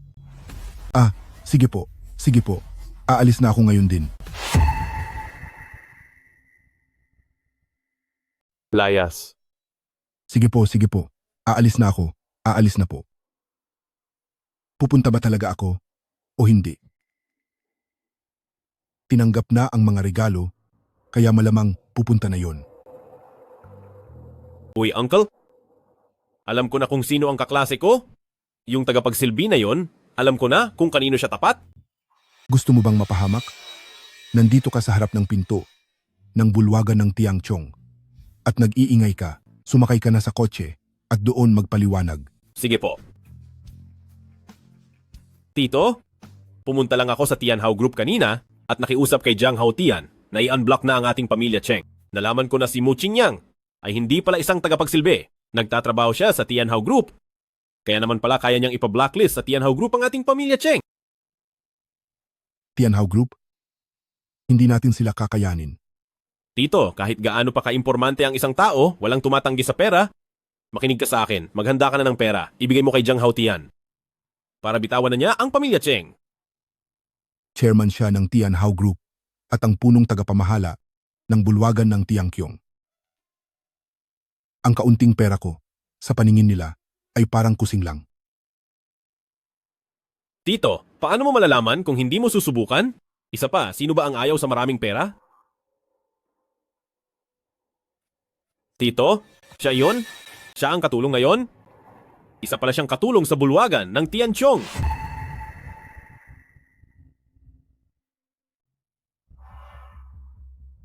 Siya iyon? Binugbog niya ako ng husto? Sa pagkakataong ito, dapat akong makabawi. Hindi pwede. Kahit pakatulong lang siya ni bulwagan ng Tiangqiong, hindi natin siya kayang banggain. Kahit pa isa lang siyang aso ni bulwagan ng Tiangqiong, kailangan pa rin natin siyang ituring na parang kagalang-galang na amo. Sabihin mo na ang gusto mong sabihin, pero huwag na huwag mong kakalabanin ang katulong ni bulwagan ng Tiangqiong. Anong gagawin natin? Ang pamilya Cheng ay kasalukuyang nasa blacklist na at ang lahat ng mga kumpanya ay nagputol na ng ugnayan sa pamilya Cheng. Ngayon, ang pamilya Cheng ay pinagtutulungan ng lahat. Kapag nagpatuloy pa ito, siguradong babagsak na ang pamilya Cheng. Pero dahil nasa panig nila ang bulwagan ng Tiangqiong, talagang wala tayong laban. Pero masyado na akong nasaktan kanina. Kapag hindi ako nakaganti, hindi ako matahimik.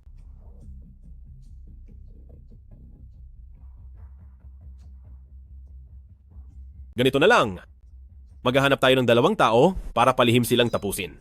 Katulong at empleyado lang naman sila. Kapag malinis ang pagkagawa natin, walang makakaalam. Sige, ikaw ang bahala.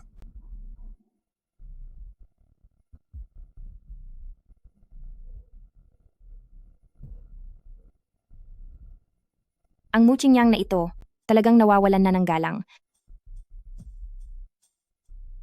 Inuutusan pa akong kuhanin ang gamit niya, pero wala pa rin siya hanggang ngayon.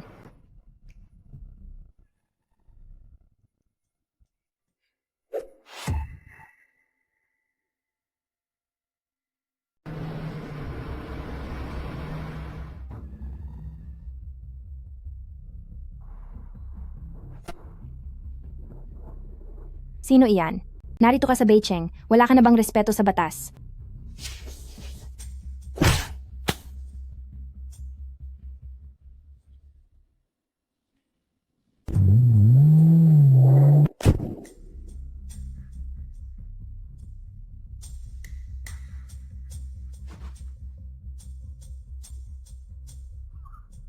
Gising ka na.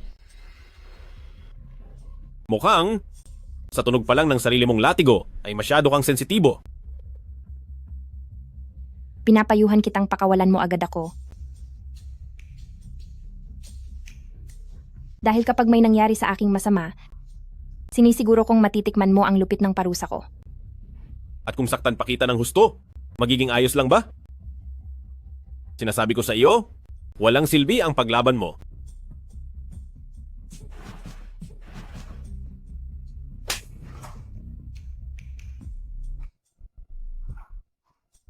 Alam kong ikaw ang yaya ni bulwagan ng Tiangqiong, pero isa ka lang simpleng katulong.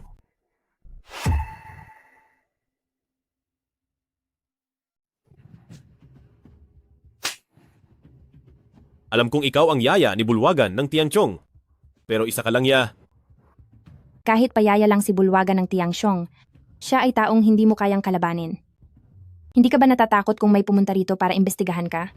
Takot? Siyempre natatakot ako. Pero kapag naiisip ko na pinapahirapan ako ng isang yaya, hindi ko talaga matanggap. Kaya may naisip akong magandang paraan. Siguradong hindi malalaman ni Bulwagan ng Tiang Chong.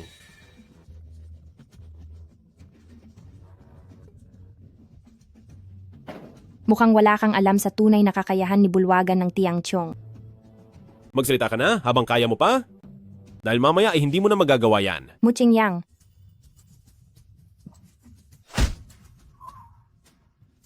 Paano ka nakapasok dito? Nasa ikalawang palapag tayo? Akala mo ba ay si Spider-Man ka? Basta't may pusong gustong magligtas, kahit 100 palapag pa ay aakyatin ko. Tamang-tama ang dating mo? Balak ko talaga siyang turuan ng leksyon? Ngayong narito ka na? Uubusin ko kayong dalawa.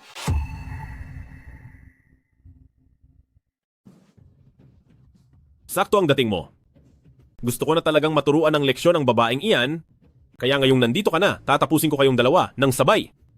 Kayong dalawang walang kwenta, pumanito na kayo agad.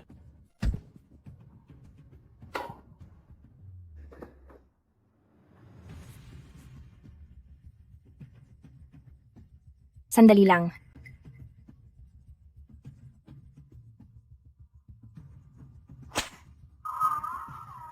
Iyan bang mga kamay na iyan ang ginamit mo para saktan ako? Ngayon, lulumpuhin ko ang mga kamay na iyan para malasap mo rin ang pakiramdam na hindi makahinga.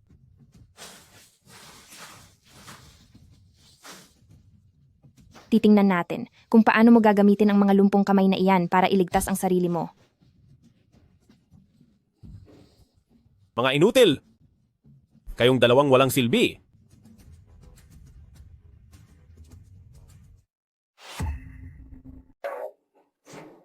Mga walang silbi. Kayong dalawa, mga inutil talaga kayo.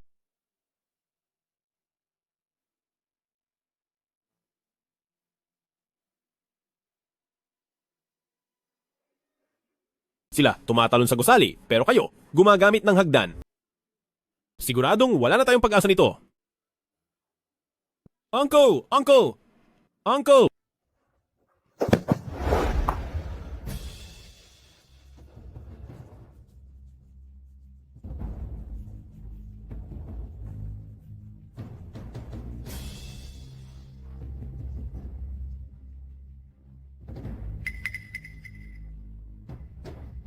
Qingyang.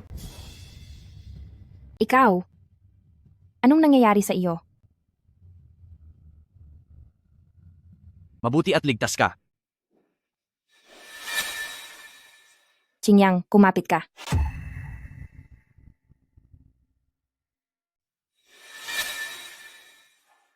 Qingyang, kumapit ka lang.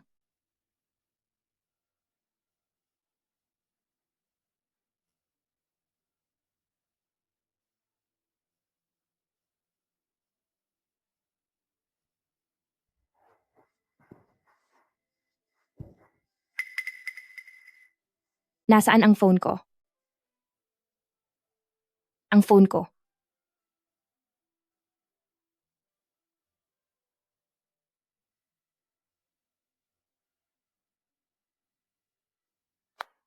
Hello? Jiang Hautian, dalhin mo agad ang mga tauhan ko at ang mga doktor. Bilisan nyo at hanapin ang location ko, bilis. Magpakatatag ka.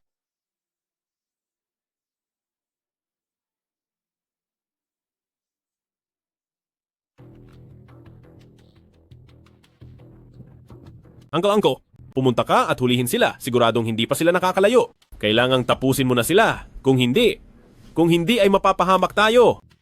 Tumahimik ka. Sa tingin mo ba, ay hindi ko alam kung gaano kalubha ang sitwasyon. Nakagawa na ako sa pagitan ng Bulwagan, ng Tiangkyong, at ng Tianhao Group ng isang patibong. Ngayong araw, siguradong wala na silang kawala. Pumunta ka na sa kotse at magpahinga. Sige po.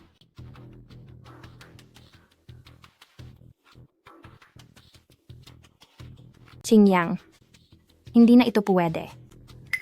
Kailangang hugutin na ang bagay na ito. Magtiis ka muna. Kailangang makaalis na tayo rito agad.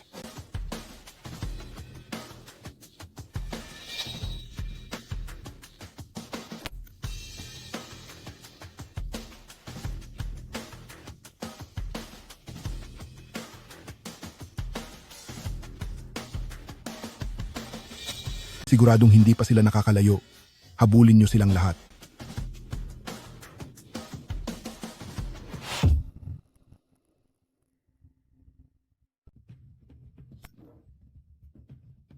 Hindi pa sila nakakalayo. Habulin niyo silang lahat. Ah, may bahid dito ng pula.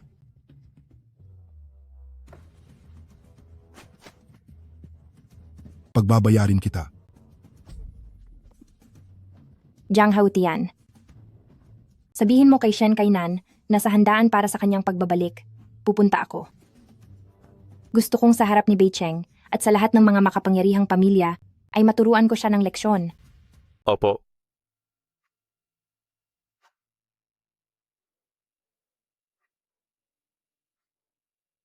Naku po, hindi pa man malinaw kung sino ang sumagip sa kanila, ay hinayaan na natin silang makatakas.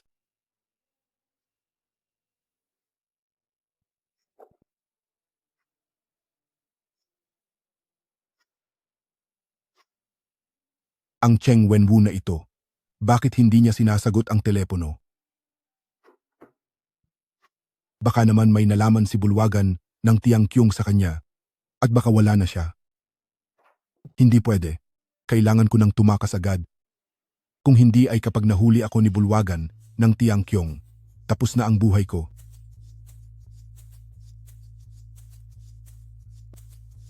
Hello. Nagustuhan daw ni Empress ang binigay kong regalo at personal pa siyang dadalo sa inihanda kong piging para sa kanya. Sige po, tungkol naman sa katulong. Maayos lang po ang katulong. Huwag kayong mag-alala. Ang mapansin ni Empress ay isang malaking karangalan. Para sa akin po, sisiguraduhin kong magiging maringal ang piging na ito para sa pagtanggap sa kanya.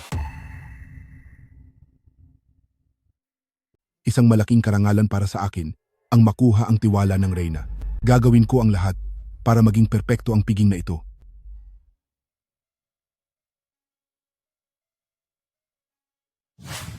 Mahal na Reyna, lahat ng mga dapat ihanda ay tapos na. Tiyak na magiging usap-ustusan sa buong lungsod ang piging na ito. Mabuti. Ako, si Chu Aoksue, ay sisiguraduhing malalaman ng lahat. Ang parusang naghihintay sa mga kakalaban sa akin. Mukhang ang taong iyon ay hindi katulong ni Bulwagan ng Tiang Chong. Ang dalawang iyon ay mga wala lang palang kwentang tao. Pinag-alala lang nila ako nang wala sa oras. Ang piging ng Reyna. Sige, sige po.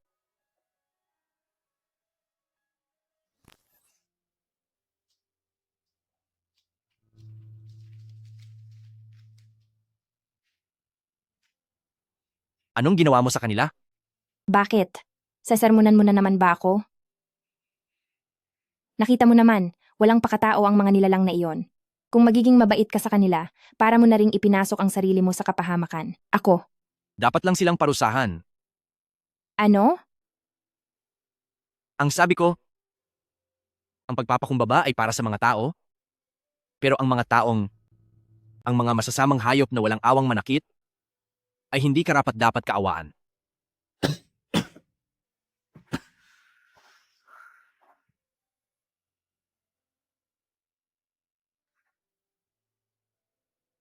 Mabuti at ganyan ang iniisip mo. May mga taong hindi talaga dapat patawarin. At mas marami ang hindi dapat ituring na tao.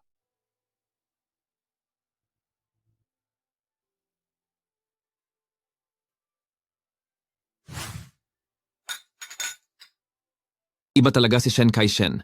Isang napakagarbong piging, ikaw lang ang makakagawa nito. Katamtaman lang ito. Pero para sa piging ng Reyna, kahit maubos pa ang lahat ng yaman ko, alam kong sulit ang lahat. Isang maringal na saluubing tulad nito ay ikaw lang ang may kayang magdaos. Tama lang ito. Normal lang. Pero, para sa salubong sa Empress, kahit ibuhos ko pa, ang lahat ng aking kayamanan ay sulit ang bawat pagod. 5 taon nang nagretiro ang Empress na si Bulwagan ng Tiang Chong. At ngayong kakarating lang niya, binibigyan ka na agad ni Shen Kai-shen ng pagkakataon para personal na dumalo sa handaan mo. Tingin ko, mula ngayon para kay Shen Kai-shen, tiyak na magiging matagumpay ka. At bukod sa kayamanan, ay makakamit mo rin ang dakilang kapangyarihan. Mabuti. Mahusay ang iyong sinabi. Sana nga ay magkatotoo iyan. Andito na ang Empress.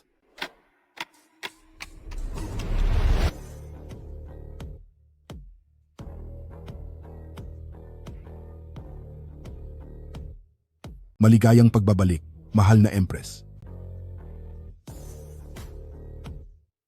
Maliban kay Shen Kainan, ay maaari na kayong magsitayo. Anong nangyayari? Siguro, may ibibigay na parangal ang Empress para kay Shen Kai-shen? Pabayaan mo na. Tingnan mo ang Empress. Kung wala lang sana siyang peklat sa mukha, tiyak na siya ang pinakamagandang babae sa buong mundo. Bakit kaya itong si Empress ay hindi ako pinapatayo? Marahil dahil ginalingan ko sa paghahanda ng piging. Kaya gusto niya akong gantimpalaan? Ikaw. Ito kaya ay dahil sa tagumpay ng engrandeng pagtitipong ito at gusto niyo akong bigyan ng pabuya? Ikaw. Bakit parang kamukhang-kamukha niya siya? Posible kaya? Na dahil lang ba ito sa pagkakahawig nila? Ikaw, lumapit ka sa akin nang gumagapang ng paluhod. Mahal na Emperatrice. Luluhod at gagapang? Mukhang hindi ito parangal. Jiang Haotian, sa loob ng 3 minuto, gusto kong malugi ang kumpanya niya. Masusunod po. Anong nangyayari? Nagkasala ba si Shen Kai-shen sa Emperatrice? Ikaw. Lumapit ka rito ng paluhod at gumagapang. Mahal na Emperatrice, isa lang itong pagkakamali. Mahal na Emperatrice. Dalhin niyo rito si Cheng Wenwu.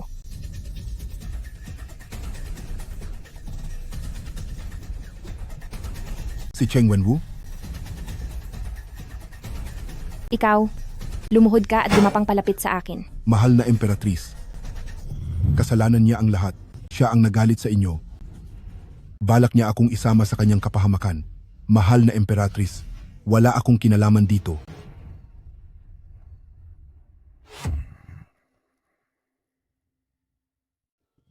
Kasalanan niya. Ang lahat, siya ang nang-api sa iyo. Ang gusto niya ay idamay ako. Empress, wala akong kinalaman dito. Shen Kainan. Ang Cheng Wenwu sa labas ay ginagamit ang iyong pangalan para manakot ng tao at gumawa ng kalokohan. Alam mo ang bagay na ito, di ba? Oh, hindi ko alam. Oo, alam ko. Nagawa mo pang isipin na palihim na tapusin kami ni Qingyang at ang bagay na ito ay sabuatan niyo rin, di ba? Hindi ko alam. Oo o hindi. Oo. Nakipagsabwatan nga ako. Akala namin noong una ay isa ka lang yaya ni Bulwagan ng Tiangchong. At kahit mawala ka man, ay ayos lang sa amin. Binalak naming ibintang ang lahat kay Mu Qingyang. Ngunit hindi ko inaasahan. Hindi mo inaasahan na nakuha ko ang gamit ni Empress, sinekay ang CCTV, sinundan kayo hanggang doon, at sinira ang mga masama ninyong balak? Tama ba? Hindi po. Nagpapasalamat ako na dumating ka kaagad para iligtas si Empress. Kung hindi, kahit 10 buhay pa namin, ay hindi sasapat pambayad sa nagawa namin. Sinungaling. Talagang gusto nyo kaming mawala para kahit hindi kami matuluyan, ay hindi na kami magkakaroon pa ng pagkakataong masira ang balak nyo. Iyan ang gusto mong mangyari. Ikaw, nagkamali ako. Pakiusap, patawarin niyo ako. Hindi ko dapat pinangarap na galawin ang tauhan ni Bulwagan ng Tiangchong Empress. Alam ko na po ang pagkakamali ko. Pagbigyan niyo na po ako sa pagkakataong ito. Pagkakamali? Kung hindi dahil sa pagiging Empress ko kay Bulwagan ng Tianchong, hihingi ka pa rin ba ng tawad? Siguradong hindi. Nananakot ka gamit ang iyong katayuan? Sige. Gagamitin ko rin ang aking posisyon ngayon. Para parusahan ka, napakayabang mong tao.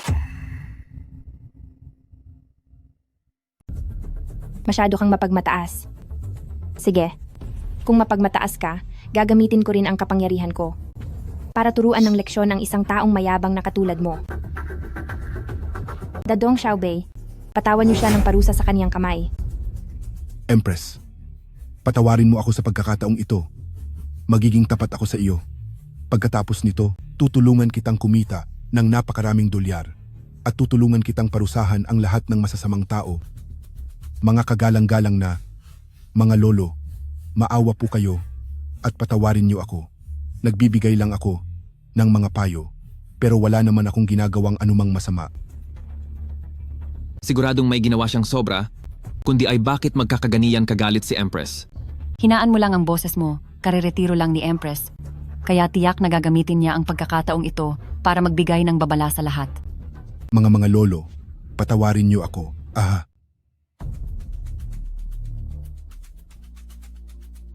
Empress, hindi naman kita nasaktan noong araw na iyon. Kung gusto mo talagang makabawi, ako na lang ang gagawa nito para hindi na madumihan ang mga kamay mo. Wala nang silbi ang dalawang kamay mo. Paano mo pa magagawa iyon? Mukhang hindi mo pa rin nakikita ang iyong pagkakamali. Alam ko na po. Hindi dapat ako naging gahaman at hindi ko dapat binalak na saktan ang mga tao ni Bulwagan ng Tiang Chong. Hindi mo dapat isipin na dahil tagaplano ka lang ay hindi ka na madadamay. At lalong hindi mo dapat isipin na dahil hindi mo ginamit ang mga kamay mo ay patatawarin na kita. Ikaw, hayaan na, ayoko nang makipag-usap sa iyo. Ang malaking mali mo ay, kinalaban mo si Chu Aokswe. Lalong hindi mo dapat isipin na dahil hindi ka lumaban ay patatawarin na kita agad. Ang malaking pagkakamali mo ay, ang kalabanin ako, si Chu Aoksye. Empress, parang awa mo na. Patawarin mo ako sa pagkakataong ito. Kahit ano pang ipagawa niyo sa akin, ay susundin ko. Hinding-hindi na po ako muling gagawa ng anumang kalokohan. Kayong mga tao, kung kailan nakagawa na kayo ng mali, saka lamang kayo hihingi ng kapatawaran sa akin. Ako si Chu Aoksue at hindi ako nagpapatawad.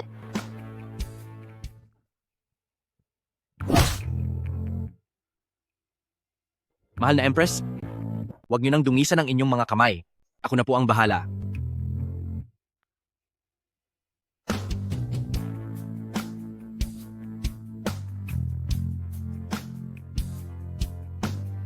Makinig kayong lahat. Ngayong ako na si Chu Aoksue ay nagbalik na sa bulwagan ng Tiangkyong. Asahan ninyong gagamitin ko ang aking buong lakas upang lipulin ang lahat ng mapang-abuso sa kapangyarihan. Kapag nalaman kong may gumagawa ng laban sa batas, mga nanloloko o nang-aapi ng mga ordinaryong tao, mas matinding parusa ang daranasin nyo kaysa sa kanila. Naiintindihan nyo ba? Masusunod po, mahal na Empress. Hinding-hindi kami susuway.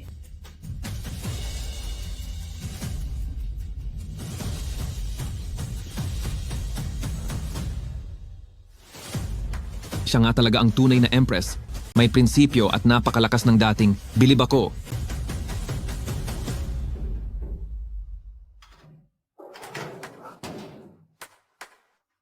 Siya ba talaga ang Empress?